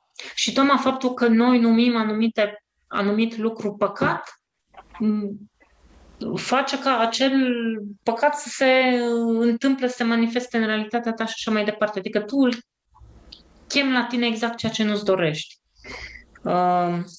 Nu. Și blochezi manifestarea sufletului, practic. Da. Ne oprim aici, Marius, Da. pe această notă că să nu spunem la nimic păcat, nici legat de noi, nici legat de ceilalți. Că nu e bine. Nu e adevărat. Totul vine de la divin și știe el de ce ni le dă. Da, da, da. Mhm.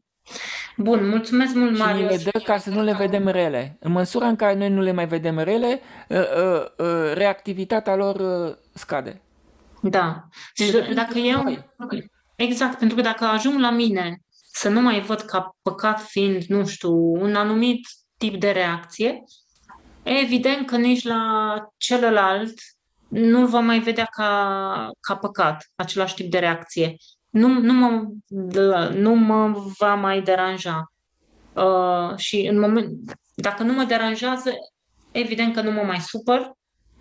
Deci, evident că nu mai fac această împărțire în bine și rău, că supărarea poate veni numai fiindcă am împărțit. Da, deci să putem începe și cu noi, putem începe și cu ceilalți, să nu mai zicem despre nimic că e păcat, da, Că e rău. că e rău. Exact. Și diavolul e cel mai bun prieten al nostru. Da, da, să vezi ce frumos vorbește Dana despre el. Da, da, Că suntem vinovați că îl ținem acolo, în întuneric. da. Eu am fost confruntat cu el de câteva ori și m-a surprins faptul că el nu-ți face un rău dacă nu-i permiți. Mm, Și că tema lui este doar ispita. Deci el nu se Da, ocupă da, decât cu da. ispitele, nu intervine cu răutate sau nu știu ce. Mhm.